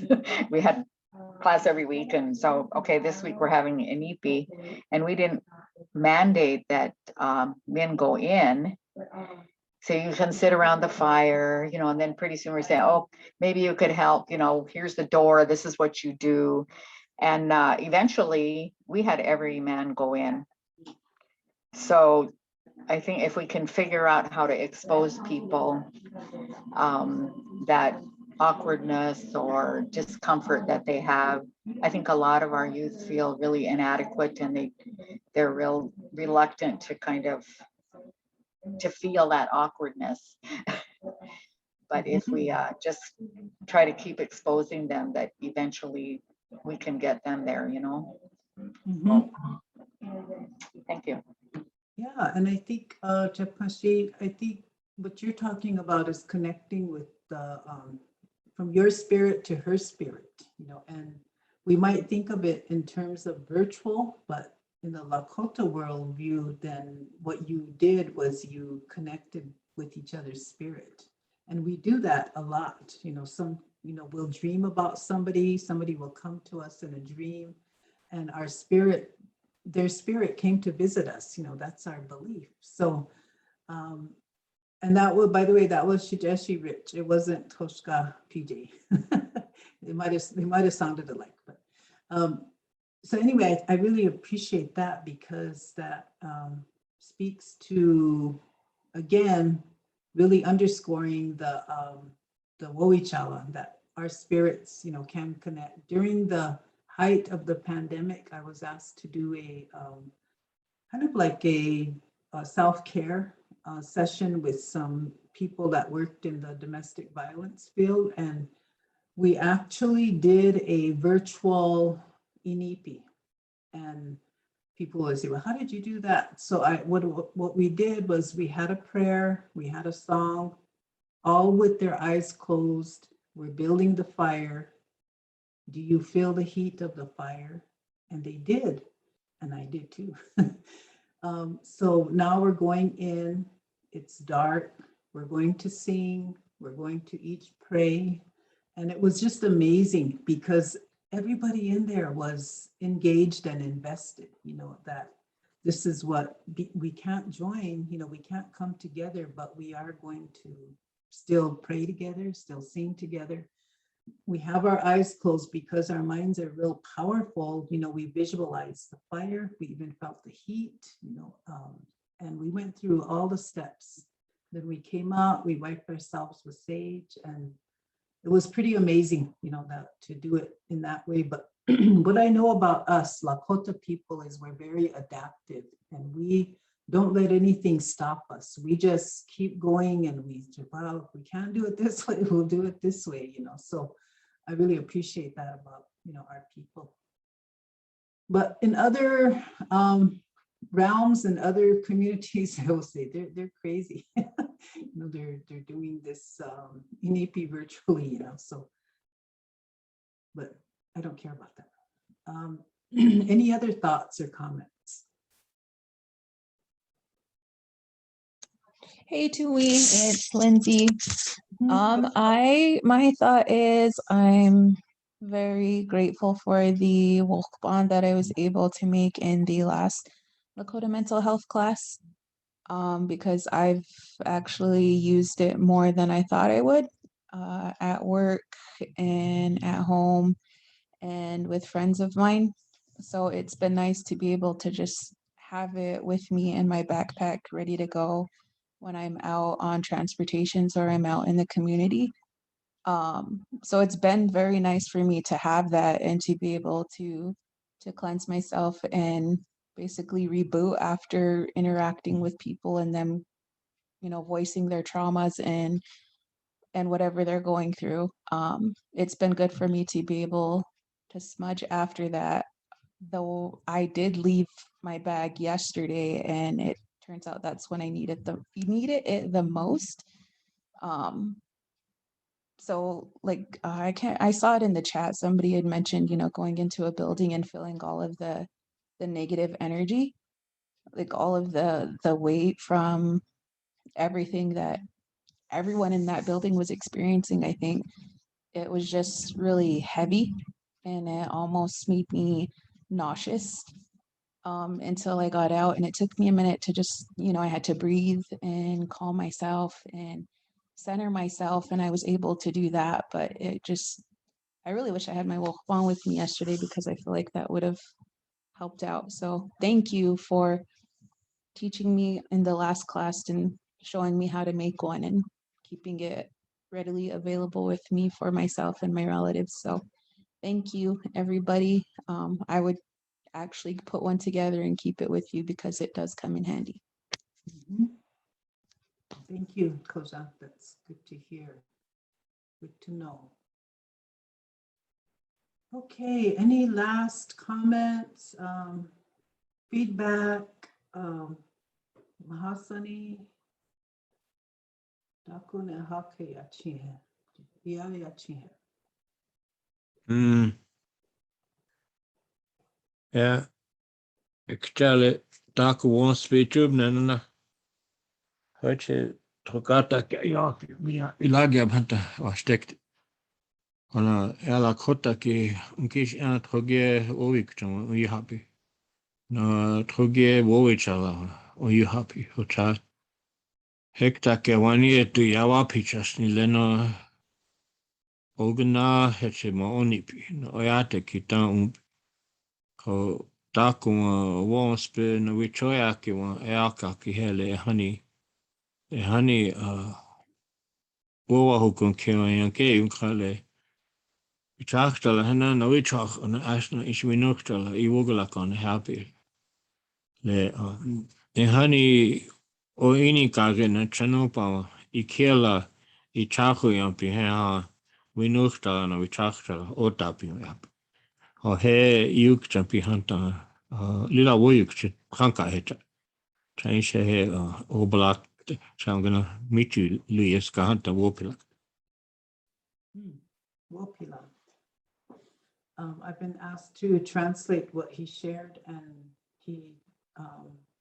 Hasani, what he talked about was that our worldview is different and our ways are different, and these teachings have come down through the ancestors, and that if the teachings that you're getting through this way, that if you could use them, use that knowledge and depend on them, then that would be really important. And he also shared that teaching that he was given, and that is given by the grandfathers and grandmothers, that when people stayed close to the ceremonies, like Inipi, the Chanupa, the sacred pipe, then there was people were in balance, and they lived to be elders, and they had a good life. So that's a real important teaching that we need to return to. Is that our intent or our goal is to have our children to be strong, healthy elders, and how are we going to make that happen? So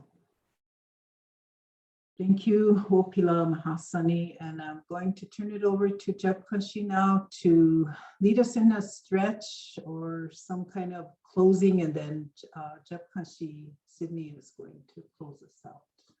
Wopila Tanka. Wopila. Thank you all for joining us today. And what I invite you to do before we close out is just to bring yourself back and allow yourself to stretch out, taking that great big deep breath in relieving any of that tension or stress or, that uncomfortableness that you may have as we lower our arms and reach down to Unchi Maka and coming back up, taking another deep breath in, feeling our feet grounded deeply, remembering how we are all related in this work. As you go through the week, and if you come up with any challenges, please don't hesitate to reach out to somebody, reach out to any of us over at the Oyate Lacrosse, reach out to a coworker, a loved one, and be willing to express those feelings, those emotions, those thoughts that you have that are occurring from within inside of you. Wopila Miigwech, and I'll pass it on to Mashke Sydney. See if you have anything staged right now. Madakiapi, Wachiampi, we Hemia, Sydney, Claymore, Machiapi. Let's sing this out with this song. Ask for prayers tonight for Leon Richards' family. We have a prayer vigil for him at 7 p.m. tonight. And just sending a voice for all of us.